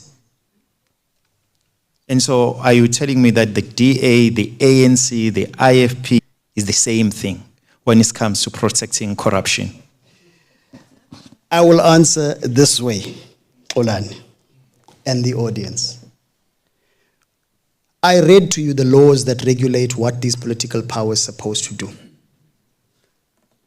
I've practically lectured tonight, as I would do when I'm training other people. You ask yourself, did any of the political parties, before they all come and say, I've besmirched them, the simple question is, ask yourself if any of these political parties, and I can name them, you've named them, have they, since they had come into power, taken a serious look at what the laws in the municipality say? I referred you to when the current mayor came into being, and there were no less than 9 allegations published in the media. 9 serious allegations of financial misconduct, heavy abuse against the leadership of the municipality. What did all these parties do collectively? Because they sit in council together. What did they do? Did they apply Regulation 3? Did they uphold the provisions of the Municipal Finance Management Act? Did they uphold the Municipal Systems Act? Did any of them say, let us look at all the complaints, let us look at the billions that have been given to outside parties by ways of fraud, corruption, and racketeering? Let us initiate investigations. They didn't. The current state of affairs is that the CIIU, that was the only independent unit that was holding people to account, has been gutted. They're not gutted in oblivion to the current leaders in the municipality, be they opposition or be they the ANC. So I don't blame any one political party. I go back to the law that regulates them and say all of them are culpable, and all of them ought to have looked around them to see. You having the CIU gutted, you having employees being vilified, you having whistleblower reports coming from every corner of the municipality, which would show you that the employees, the sentiments of the employees are that they are sick and tired. They have no avenue to voice their knowledge of the fraud and corruption, but by anonymously making information known? Are you a responsible group of leaders, irrespective of the political party you come from, if you disregard those voices? Are you a responsible political party, irrespective of the color of your branding? If you then disregard the impact of that, because at the end of the day, if I'm talking about a couple of billion here and a couple of billion there and a couple of billion there, how do you justifiably, as the council, preside over the council as if nothing is wrong? The last one. What is the option of the ratepayers or the citizen of this municipality? What options or what option do we have to rectify the current situation? There are several options. Let me give you mine that I think is a quick one. The ratepayers and the citizens must come together in a class action. And we must get together and we must bring a legal challenge, compelling, which in law is called a mandamus. We must bring a court application, select a law firm, appoint that law firm to represent the citizens of this country, and bring a mandamus, which is an interdict, a positive interdict, compelling the state to do what the law requires them to do and that they refuse or fail to do. A mandamus. That mandamus must be designed to compel this municipality to do a few things. One, comply with Section 195 of the Constitution and the provisions of the MFMA and hold to account every person who has pillaged and raped the purse of the municipality. And that investigation must be dealt with independently. Regulations of misconduct must be applied. Regulation 3 in particular. They must be compelled. The Intercape case, Olani, is a seminal case that shows, the judge in that case said, it's a travesty that government officials must be hauled before court and compelled to do what they ordinarily ought to do. And when he said this, he was referring to the Minister of Police and he was referring to certain commissioners of police because they had flatly refused to investigate what the court termed as racketeering against Intercape. And Intercape secured a mandamus, compelling the Minister of Police and those commissioners to launch investigations into the root cause of the racketeering on Intercape. So my recommendation number one would be, there's enough law to deal with irregular expenditure, fruitless and wasteful expenditure, corruptive practices, and so on and so forth. You'll wait and they'll in decades, they'll chase you to the Auditor General, they'll chase you to the Public Protector, they'll send you left and right and you'll get no results. The only remaining institution that I still have faith in this country are our courts. So you get together, even if you put your 10 rand and another puts 50 rand and another puts 100 rand, and you get a firm that will go and get an order of court compelling them to do what the law says they must do. That they must investigate and take consequence management against those in respect of whom evidence exists. And then two, you invite society and say, bring as much information as you have to a central point. This is our legal team. You will be protected. Deliver the information. And you allow that legal team to sift through that information and deal with it in the appropriate way in compelling these people to investigate it. This is what they don't want to do, and this is why corruption won't end. Okay, you can stand. I'll take 3 questions this side and 3 questions this side, and then you'll conclude. I'll count 1. Okay, yes. You are from the same political party. Sorry about that. Is there anyone else here? Can you come to the front when you ask your question? We have only one person this side, ne? Or we are scared? Okay, yes, Babu Temp, you are the second one. Edwin, Okay, yes. On this side is 1, 2.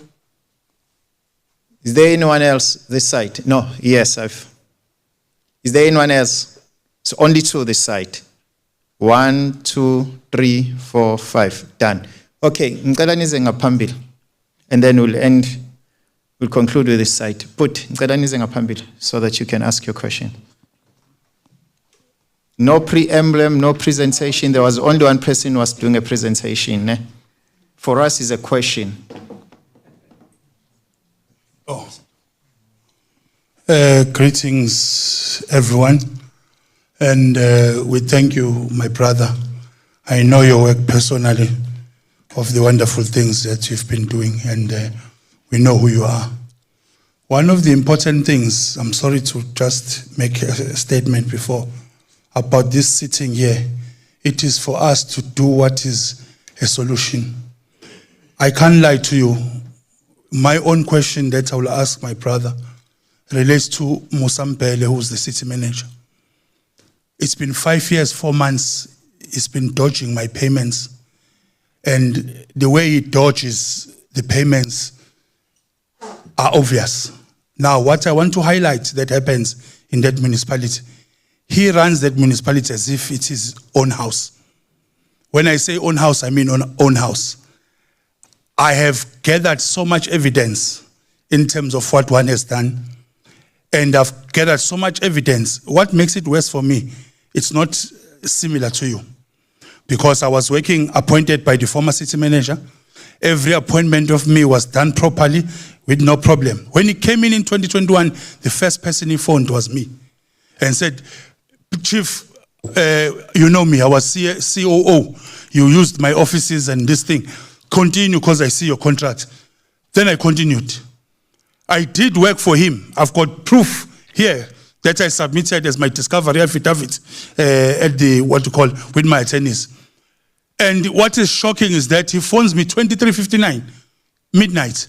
He says, I need urgent help because I know you were trained in terms of information and analysis of what you are doing. Then from that midnight, he makes me to wake up my staff that is in different places. And then an hour later, I sent a WhatsApp. I said to him, it's done. Then post that, he said, this day, he's not paid me up until now.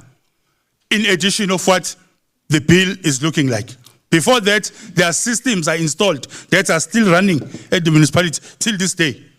You might have seen the newspaper where on the front page it was said, I'm owed almost $500 million by the very same municipality. The reason why I came here, people I cannot put their names here, send me messages. I said, they're talking about the problem you're having. Go there. Maybe you'll hear. That's why I came and said, I've got to hear this. And you've been seeing what is happening in the media. Everyone is complaining. He said, have you heard? People are complaining left, right, and center. Wait, that is not enough. I went to his boss, Umeya, Ukaba. I'm sorry to say this. He did nothing. One of actually SA's members, who's a councillor, rose a question when the AG was there. And then he said, I need to understand consequence management because I've seen all records of my company being paid. Why is it not being paid further on to this? It became a big drama. I think it's Mwango, his name. And then post that, I therefore asked them a simple question. I said, based on the things that you are required to do in order to do payments, you are even worse because you are a manager. You came to add services. So people who are at the municipality, what are they saying? Because councillors, when they sit, they should say, no, this is not up. How can this man not pay this man? And then he comes in, in power. While he's in power, he will just list his own things that he wants. He continued to get them. That was sweeping his office, sweeping his cars, monitoring phones. I went to even his wife. I know his wife is Daphne. I had to also go to Daphne and make sure that all these things that he needed are done. Until this very day, not one kobo. When I say kobo, 1 cent was paid to me. And I got frustrated. If I can tell you about the legal bill, my attorneys can tell you. I had a team of advocates that sat with me and said, your case is valid. The only thing that you need in this country is that you need a union of people who will come together and say enough is enough. So my message to the councillors of Ethekwini, I'm not against you, Bafethu. I'm sorry if I sound like, please remove this man. And Umeyu Kaba blocked me. I must say this. After calling him because he reports to Kaba, deal with this man. Kaba blocked me. As a mayor, I'm sorry to say, even if he can hate me, he's one of the most useless mayors I know. I work in provincial government. Things that are done in provincial government, I solve them. National government, they depend on me. There are people I will not mention here. When the state was looking for them, my company found them. From the task force and various sectors of the media, not media, sorry, of the government. They come and ask for my services. We work in 8 provinces. In those 8 provinces, everywhere, I've got even letters of people saying thank you, CFO saying thank you because of the solutions we've brought. So Musampele is the only person, because I said with the people from the municipality, I said, why is it not paying me? He said, I'm telling you now, if you are not close to him or you are doing pity part with him, he's not going to pay you. Why does this man have to be like this? So my brother, for standing up here, we need to give you a hand clap. Because people, Basaba, they are very scared. And I don't know why do we allow this Musampele character to take so much glory. He gets no glory from me. So I'm hoping that councillors will finally understand. I've written to EXCO, I wrote to the AG. This is what I want to say before I sit down. When I wrote to the AG, the Auditor General, Utakan Maluleka, Gampalela. Then when she answers me, she says, okay, I had to subpoena things, but I'm not fighting the auditor. They did nothing wrong. Then, on the answer I got, they said there is no irregular report from the past city manager and the current city manager about your company. So as the Auditor General stopping you from being paid, I took the letter and I attached it in my discovery affidavit that comes from the Auditor General, who says, no, by law, if they were irregular, they know within 14 days they're supposed to send something and say there's something irregular. There was nothing that was written that is irregular about my company and my service. So Auditor said, as far as we know, there is nothing. From city manager to the current city manager. Right now, what I'm hoping that will happen, I'm a councillor, will stand up. It's enough. This man has got to go. I can't lie to you. He needs, or this Ethekwini needs. We need to stand up and say, nonsense is nonsense. We have got a lot, thousands of guards everywhere working successful things that we have done in terms of investigations. But we have never gotten a treatment whereby a man feels that he owns. He thinks that Percy Ethekwini, it's his own bank balance. And we must tell him, Musa, it's enough. And people have been complaining, how shame, Musa? I can't say shame. I can't say shame. We need our money, Musa. You're going to pay my money. And I told him the last conversation we had, I said, I've got proof. The proof vilifies what I have. What made it a cherry on top when we got these things is that when the auditor wrote, he said, there is no record from the former manager to the current manager where you were reported as an irregular service provider. As I speak to you now, my invoice still runs. Every month it runs. Every month it runs. It's my claim. And I sent a letter last year. I said, give me a permission to remove things that I placed there. The same Musa who doesn't care makes you as taxpayers to have increments on monies that you pay because he doesn't care who pays because it's not coming from his bill. So my advice is that please, this character must be very much focused on let his house be sold, let his pension be taken so that he can realize what he's doing is wrong. I'm being honest. Things we've gone through. Once we start mentioning Ethekwini, we pray every time in my house. Once you say Ethekwini, you see my kids watching me like this. But says cartel. No, they don't say it. It's enough.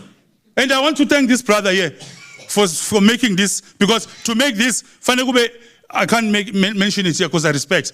But Fanukube half of the things that is, all the things he has spoken, they will not speak about it. They will speak about his shirt. They will speak about how he was speaking. My brother here was like, you saw how. Don't come to criticize. Look at what is the core. The core that we have as a problem in Ethekwini is that Musampele. 2, all his comrades that he is with there, even people that are working for him are scared. I get a lot of calls saying, do something, do something. So I came here to say, thank you, my brothers, for what you have done. And my brother, I support things that are done, but I'm saying I'm number one to those that will join to say, let us do something. I mean it, let us do something. I'm a president of Mzansi Business Forum as well. Let us do something. If we must make a march, let's make a march. Don't even go there. I saw the president of the country. When he came, I said, President, why are you making us not being paid? Tell these people to pay us, because he knows the work I do. Vincent Makwenya said, the parameters of the work that you are doing, President can't be involved. Who must we complain to? If he says, President, I've got a WhatsApp from Umo Makwenya. It's why President can't be involved. Because not the President, I'm being honest. Imagine the millions that he has taken, things we had to sell, the nonsense that we had to go through just because of that one man. Oh, I know, guys. Please. Thank you very much, guys. Thank you. Can we be short? No. Can we be short now? Yeah, thank you. Thank you. Mina, ngizokhuluma isiZulu interchangeably with English. I think the greatest disservice to the city is not that we are looking at things that are done wrong and we keep quiet.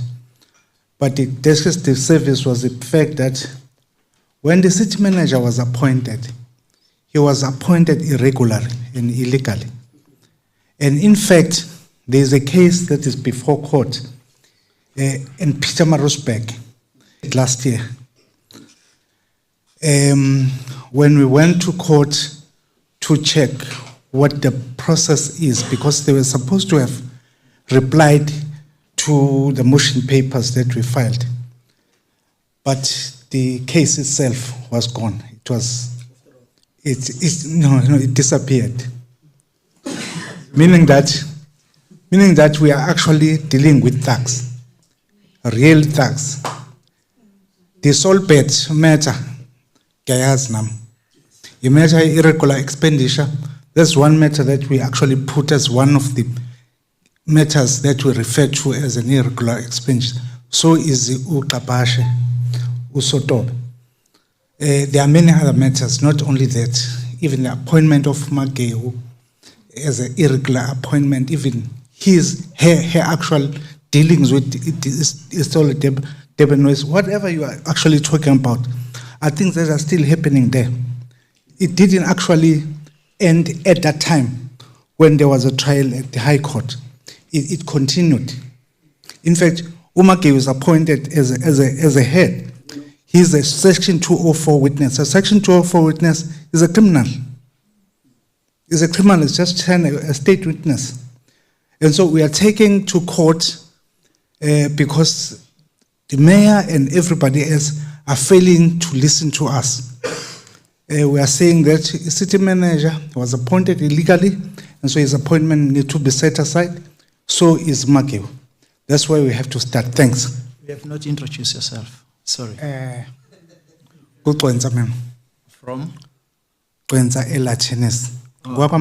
All right. It's just because I'm hearing you saying you are you representing an organization or? No. I'm actually taking the matter on my own. Okay. No, thanks a lot. That's my... Sure. Okay. What I wanted to say, guys, is from the two submissions that were made, I echo my sentiments earlier. It seems that there's a common collective problem.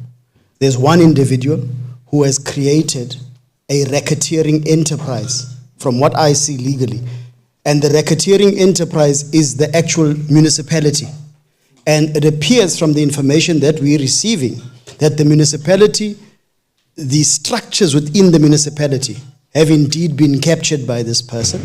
This person has taken undue control over them and repurposed finance, repurposed the legal department, repurposed SEM, repurposed HR, and the various other structures, which if you look at it from the legal definition, he then creates his own organizational structure according to information from whistleblowers, and then thereby takes control of the decisions that those persons will take. And this is why individuals will start experiencing issues like non-payment, issues like legal challenges, issues like rejection of their bids, and several other issues. Those issues are only symptoms. They are symptoms. As difficult as it is, Kabashe, what you're going through, it is a symptom of the bigger problem, which is the complete capture of Ethekwini and the repurposing of the power vested in a person that's supposed to be used for legal purposes, and that person then treating the municipality as if it was ubukhosi bakhe. You understand? Now, for those that don't speak isiZulu, that's an autocracy, his kingdom. It's only a king that rules autocratically. I don't remember municipality being given kingly powers. So that's the root cause of the problem. And again, it comes to my solution. My solution is collective legal action. If this were done in any company where allegations of this nature were brought against the CEO from all fronts, and the board heard these complaints, and the board didn't take action to look into the veracity. You must remember, an investigation is not a finding of guilt. The law doesn't require for a person, Section 35 of the Constitution, to be made guilty before a proper investigation and proper evidence is led. All that we are asking for is investigate what everybody is saying about this particular city manager and those that work with him. How can it be that you won't apply the minimum requirement in law? Investigate the veracity of the complaints. If they exonerate him, so be it. But where evidence is put, then you are bound to take action. Now, which law-abiding council, opposition or main party or whatever, which leadership will fail that basic right? So that would mean, if that would be to apply to every citizen, you cannot walk into a police station and say, my neighbor assaulted me. They will determine, okay, we'll see if we'll investigate against you. We don't feel like it. That's what's happening with the municipality. So my earlier recommendation is collective legal action. Sorry. No manifesto, ne? No looking. I'll definitely try not to. Greetings to everybody. My name is Uhalalisani Ndlovu. I am the Provincial Campaign Manager for Action SA, but I also do happen to be a councillor in KwaDukuza Municipality. No, I do not have the 37 million with me. I played no part in that. No, our municipality has become notorious for a recent theft and loss of about to the tune of 37 million. Now, this brings me to the setting that we're in today, because it's not just an Ethekwini problem. It's a widespread national problem across most, if not all, municipalities. Local municipalities have now become the center of criminal rings that centralize power in order to loot public funds. Now, in order for us to even begin to rectify these problems, either from the administration or from within the political leg of council, we're going to need civil society such as yourselves to come to the party. We're going to need ratepayers to come to the party, because society is going to need an all-of-society approach for us to even begin to fix these matters. Now, the problem that we find is you've got UMM at the forefront of the administration, but they've collectively created a clique of executive directors and managers that cannot then hold each other accountable. Now, consequent management within a local government context should initially start with the MM. However, Tina, as politicians, we do have the right to hold them to account and to play oversight. Now, that's why I'm saying, Guti, if these two legs do not coexist, it becomes a problem. Because there are ample legal frameworks that are at our disposal. Now, for instance, there's an MFMA perspective on consequent management. USALGA, which guides local government, is quite clear in their frameworks in terms of how to institute consequent management. But you never find anybody being charged, you never find anybody being brought to book, because it's a collective. And that collective, amiable, is to loot. And why I'm saying in any situation where the administration and the political leg are captured, it is doom and gloom for that municipality, because the very same politicians that are supposed to hold the administration accountable will then find themselves receiving either brown envelopes under, under the table, or they will form part of these cliques. And who's then holding the ratepayers' interests to their benefit, or who's the one that's protecting ratepayers' interests? So that's why I'm saying I don't have a question, it's just a comment. And nami ukuzobonga kunina to open platforms such like these, because ekugcineni kosuku as politicians we go out into communities and sigcine sithuka abantu ngoba kuba sengathi politicians and councils don't want to do their work. But unfortunately, as I said, it's going to take an all of society approach. We can only do so much without the buy-in of our ratepayers, without the buy-in of communities. Because if there's one thing that's important that you mentioned today, it is the rule of law. And without that, we are going to become a lawless country if we haven't already. And the moment that happens, we can say goodbye to the liberties that are enshrined within our democracy. Thank you.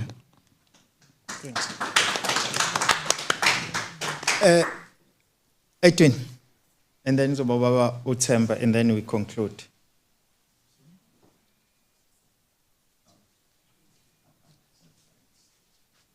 Thank you very much, Mbuyazi, to the presenter.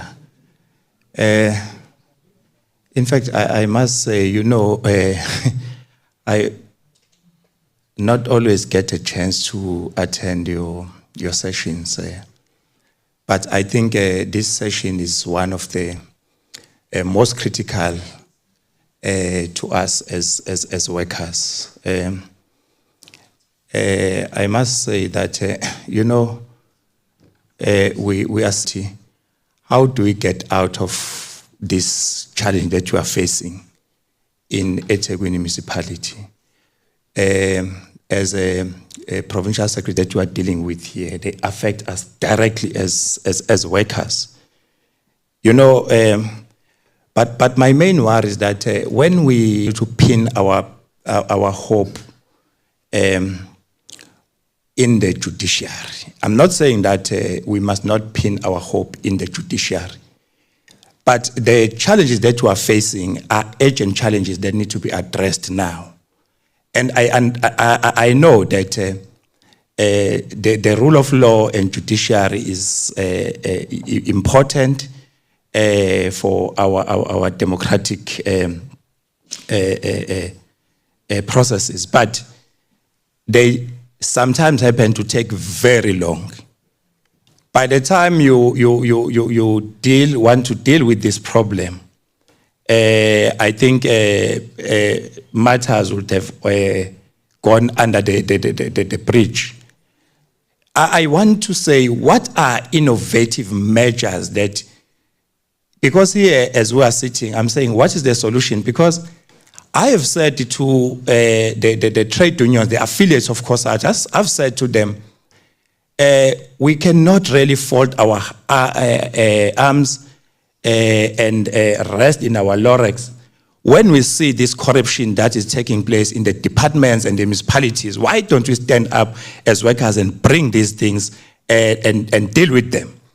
And some of the workers, they give you sometimes a very practical instances of cases where they say, remember, something happened to this comrade. Where is this comrade today? And all of us, we have forgotten about this comrade. And we dealt with matters, you know, recently what has been happening in water, what is happening in solid waste. I have people who have been compromised in promotion in positions of managers. Got people who are running around, running for their own lives because they've taken stance to expose these matters that we are talking about. As COSAD, from our standpoint, we fully agree, but we really think that there are other innovative measures and more urgent measures that we need to take to deal with these issues over and above what has been proposed here. We agree with what has been proposed, but we really think that, I'm worried, Mbuyas, that we've got such a small platform here. Then I'm asking myself a question. Our poor people in Claremont, our poor people in Kwandenges, our poor people in Guamashu, in Inanda, those people that can't have water because of this scourge of corruption that you are talking about, how much do they know about these things, and what is it that can be done to actually deal with this thing? And I want to propose that over and above what we have raised, we must really come up with a program to bring consciousness to our people, conscientize our people about what is happening, and also mobilize our people around what is happening. You know, the billing system in Ethekwini, there are people who are paying for electricity that they've not used. There are people that are paying water that they've not used. And all those issues are issues of incapacity. When our union trades on the issues that the municipal manager in Ethekwini decided to increase his salary, to equalize it with other municipal managers in other metros, leaving the workers. And then that rose to some kind of a stalemate. When workers took to the street on that issue, and workers were blamed all over, no one was looking at what the municipal manager has done. But when we were trying to find the solutions on that matter, the municipal manager had never attended even a single meeting. He was nowhere to be found. So the other issue that we need to deal with as I'm sitting down is the use of money. Is the use of taxpayers' money to actually influence politicians not to take decisions about these issues. That is a big issue because Ethekwini is responsible for billions of rands of ratepayers. And that money sometimes will be used to actually influence politicians not to take decisions that they're supposed to take. At some stage, we're talking about the issue of this city being put under administration. We don't know how that matter disappeared because of these challenges. These are the issues that we need to go out, mobilize workers, mobilize the working class, mobilize the poor to say this is what is happening and be able to deal with these issues decisively. I think that's what we want to also submit over and above what you have put. Thank you very much.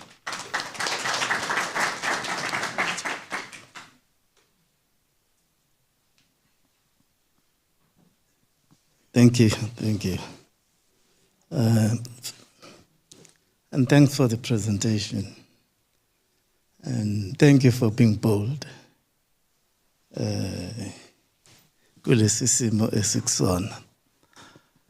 First of all, I think I want to agree with you and support your call that there have to be a class action on this matter. Without a class action, nothing will happen. Whether you like it or not. You see, they'll just look at you. Yes. You see.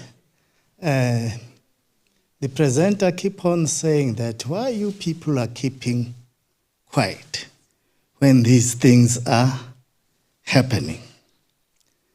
I want to escalate your question. Today, most of you here know that daily Netanyahu is killing people in Palestine. Daily. And the whole world is tolerating that. There will be pockets of uprising here and there. But in overall, we can say there is tolerance of that things happening there. Now the question is why? The answer to that is what you see here in Ethekwini. It's what you see here in Ethekwini. I'll be a little bit ideological. As long as it is the system that is being applied here in South Africa, predominantly in the world, which is a capitalist system, it operates like this. It operates like this. You see, it operates like this. So they can tolerate, we cannot, for example, others can be very unlucky and be acted upon. But if it is Kapashe here, it will deal with you. You see, they will deal with you. If we, South Africa, can go and do the same thing Israel is doing in Palestine, they will deal with us decisively in one day. Aeroplanes will fly all over South Africa and they'll mow us down. You see, and they are not doing it in Palestine. For the same reason, they are not acting upon people who are doing whatever the corruption. For the same reason, it is the system. You see, it is the system. That's why I said I support a lot of the call that requires a class action. It's a little bit better to attend to this situation.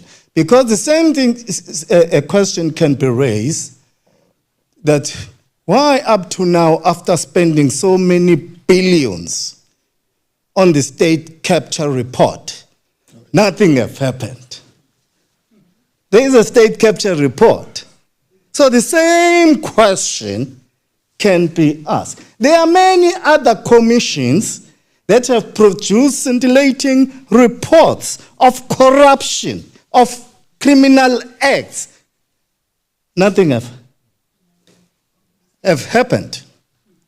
See, nothing have happened. So that's why I said, for now, without taking a lot of time, we need to support this call for a class action.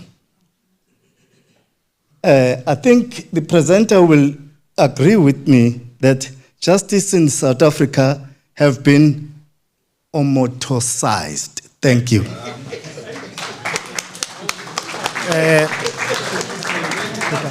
minutes, 2 minutes, we are concluding. Okay. Yeah. Okay, guys, I think to sum up the engagements of the evening, I think we can agree, especially what was said by our elder, the last speaker, is that we're dealing with a systemic problem. The system is broken. The levers of government that's supposed to deal with corruption and consequence management are compromised. The system, to a large extent, I agree with what he said, is influenced by patronage and by money. It's clear ukuthi iningi labantu bayagcotshwa. Imlomo yakhona igcotshiwe. So it's known within, I've served the departments within this country from the highest to the lowest, throughout every province, in and out of the country over the last 3 decades. It's the same thing correctly as the speaker from Action SA said. The exact same thing happens locally, regionally, provincially, and nationally. The patronage system is what has collapsed political ideologies completely. In the old days, in the 80s, some of us will remember what they called people that pretended to be revolutionary, but were clandestinely dealing with the other side. One they called abokomtsotsi. What happened to our view of not tolerating persons that claimed to have put their hand to the plow of fighting the revolution for the benefit of the people while they sought to enrich their own stomachs? Why did we stop calling them abokomtsotsi? Why did we stop giving them the disdain or their just deserves? We began to, as you correctly said, tolerate them. I'm not saying that we should do anything harsh to them like what was done in the old days. But because the rule of law allows for us in the civilized society that we find ourselves, mechanisms to attend to them, these must be put in place. And when I talk about class actions, Baba, I'm not only just talking about long-winded litigation. There are quick systems and quick wins that you can do. When it comes to disciplinary inquiries, these are all matters that are subject to the authority vested in a mayor, vested in an exco, vested in your committees within the municipality that must pass resolutions to have action taken, including the termination of contracts of certain people. The Systems Act also directs you on what you can do if within the council they fail to take certain actions. You escalate, you go back to the MEC, you go up national. So you can deal with these issues, not only, as others had said, through the slow processes of litigation through the courts. You also use the powers that you have within the legal framework to get rid of people within the public sector that ought not to be there. They have an employment contract. The employment contract is subject to your internal disciplinary processes. And if you want to bypass a long-winded legal process, I offer that you deal with them departmentally, also collectively. There's absolutely no way that an individual can survive multiple collective complaints that are brought by, where's the union reps? By unions that would come and lobby and engage employees and bring those employees together that have evidence and information that amount to misconduct. Come to people like us to help you package that evidence in a manner that it will become admissible at a disciplinary inquiry. Present it then to the leadership to say, here is our charge against that individual. You are not a king, you're bound by law to take action against this person. Here's the evidence. We are standing as one complainant, although we are a mess. I'm moved today to hear representatives of the union saying that not in our name, because when you have the interest of the workers at heart, and this has then been done to the workers, you have to act. So when we talk about class action, we're not only talking about in the legal space where you must run up and down to court, as well within the confines of the labor provisions of the municipality. No one within a municipality and within those structures cannot be dismissed, including a city manager. It takes us to make it happen. Thank you.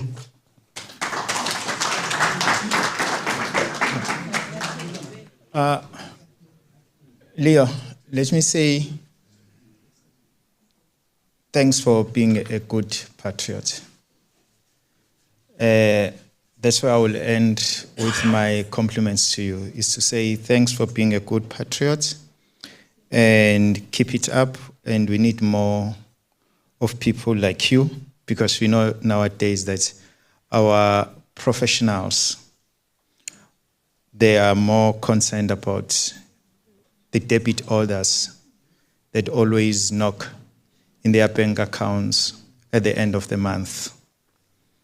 And we know very well that professionals' aspiration is not different from the people that currently we are dealing with, because the real perpetrators of crime in our state institutions are the professionals.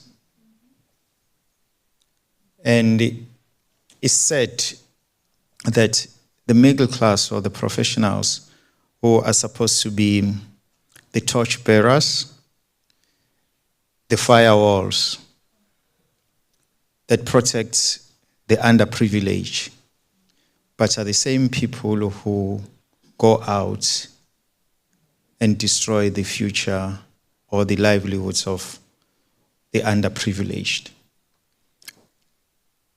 What hurt me more is that in the South African scenario, when you look at the rise of the Afrikaners,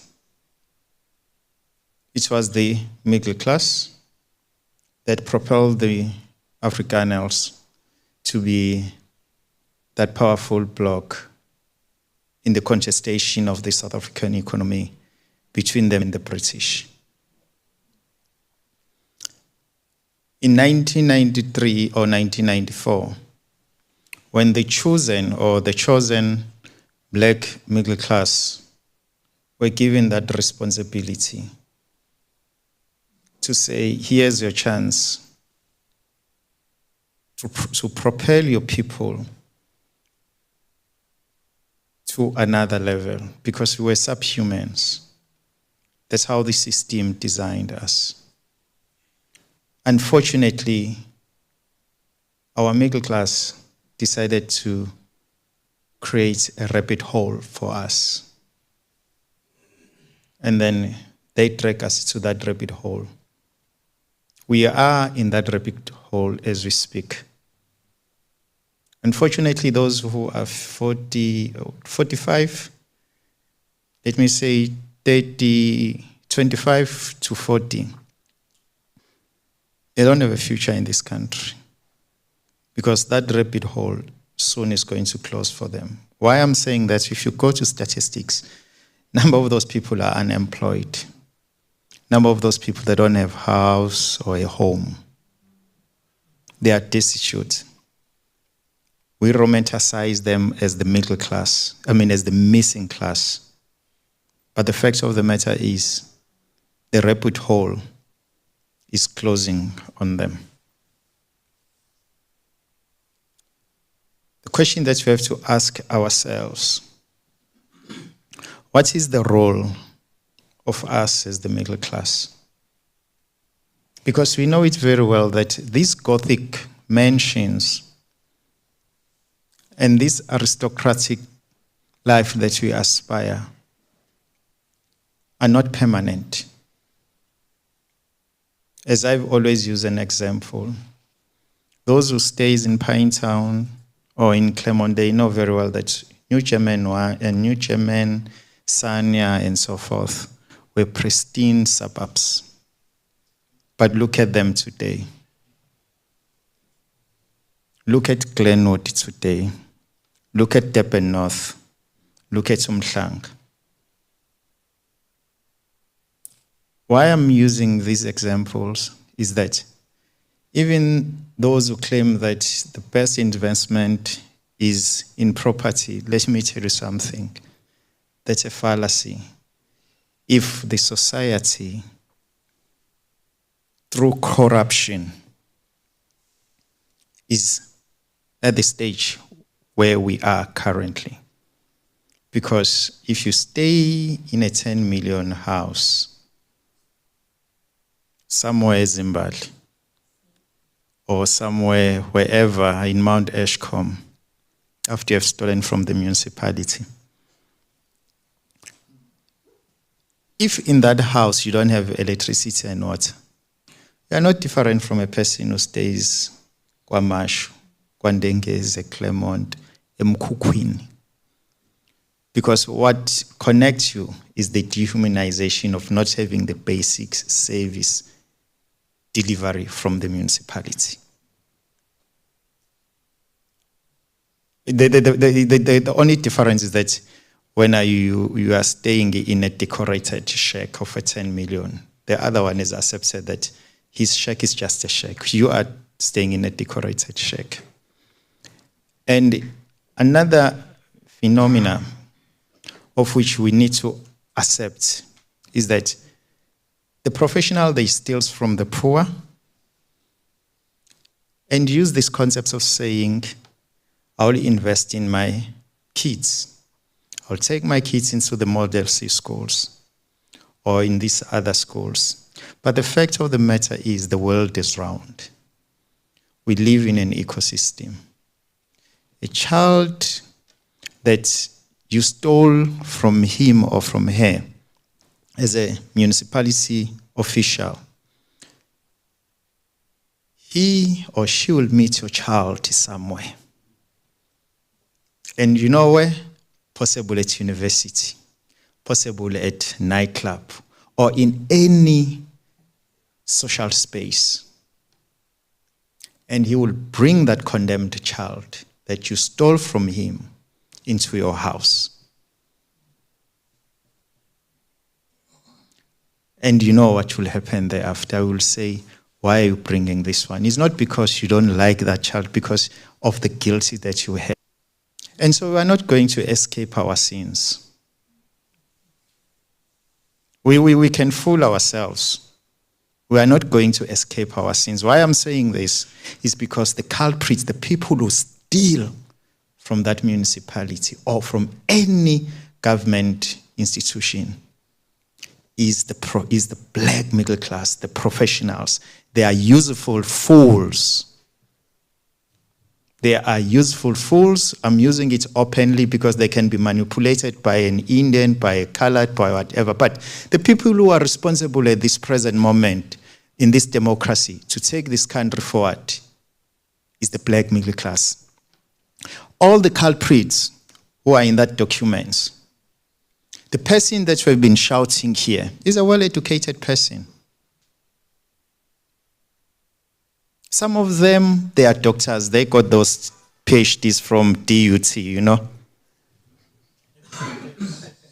Yeah, they got those PhDs from DUT. Leadership, something there, we know.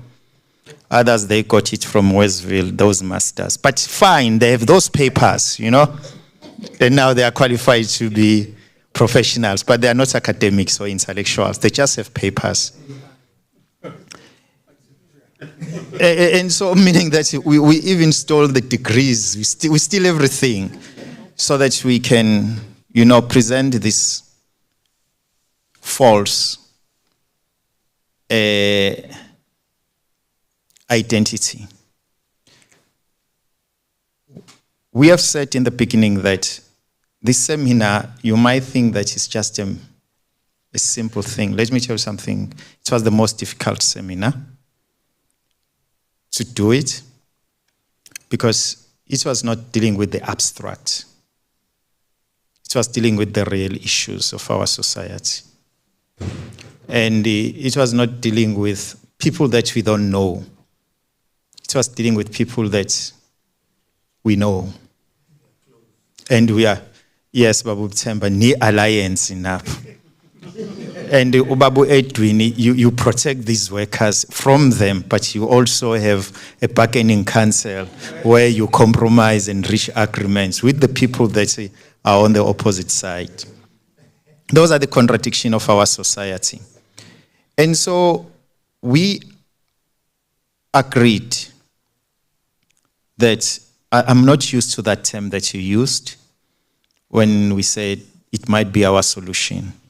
I think we have to exploit, and we have to hand it over to the vanguard of the poor and the workers to do that, of which is the SACP. We will talk with them to say, be the vanguard now.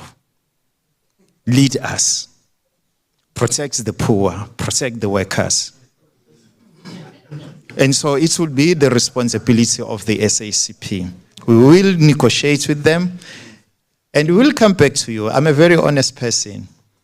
If they don't want to be part of this, I will come back and say to you, that Vanguard is a Vanguard for something else, not for this. You get them. But fortunately, they are also contesting elections, and so I think they will be part of this, so that it can be their ticket to contest election, a campaign. I'm giving you a strategy now. And so we will meet, and we will meet the SACP, and to say, can you lead this thing? If they don't want to lead it, we'll come back to you and say, SACP said no. You know, it's to accept and to do this thing is almost support. It's not even a month. It's quick. You guys, I mean. Yeah, and so the capitalist system, all this teaching will come to be exposed if you really have that true consciousness against capitalism and corruption in our municipality. And the last thing that I would like to say, at least now we have a way forward. This thing is going to be led by the SACP. We are going to send those court papers. You will help us and others who want to do that. And the fund for that, crowdfunding, will be led by the SACP. I think it's better to do that because it's an institution, it's an organization that publicly is claiming that it's doing these things. Because I don't want to do it. Why I don't want to do it? In one meeting like this, we met and we said, there is a committee, people must go and fight. Hey, my daughter, I ended up alone. You see, because I was called and I ended up alone. And I fought for those people, for the food nutrition. Unfortunately, again, the beneficiaries of those food nutritions are nowhere to be seen. And so what I'm trying to say is that when you fight for social justice, you must not expect anything in return. And the people that you are fighting for, you must not expect them to support you. And even if you have achieved the result, don't expect them to come back to you and say thank you. Because we live in a thankless society. And so what I'm trying to say is, this journey is a thankless one. We're not doing a favor to you. We don't want compliments to you. We don't want anything. We will see what we can do with the SACP and Leo and the others who might want to join. That's why I'm saying I don't want to say sit behind. Kapash, you can leave. We don't want to. We'll talk with Babu Temba. And then I will come back to you and tell you that Babu Temba, I said, Xolani, I don't want to be part of this.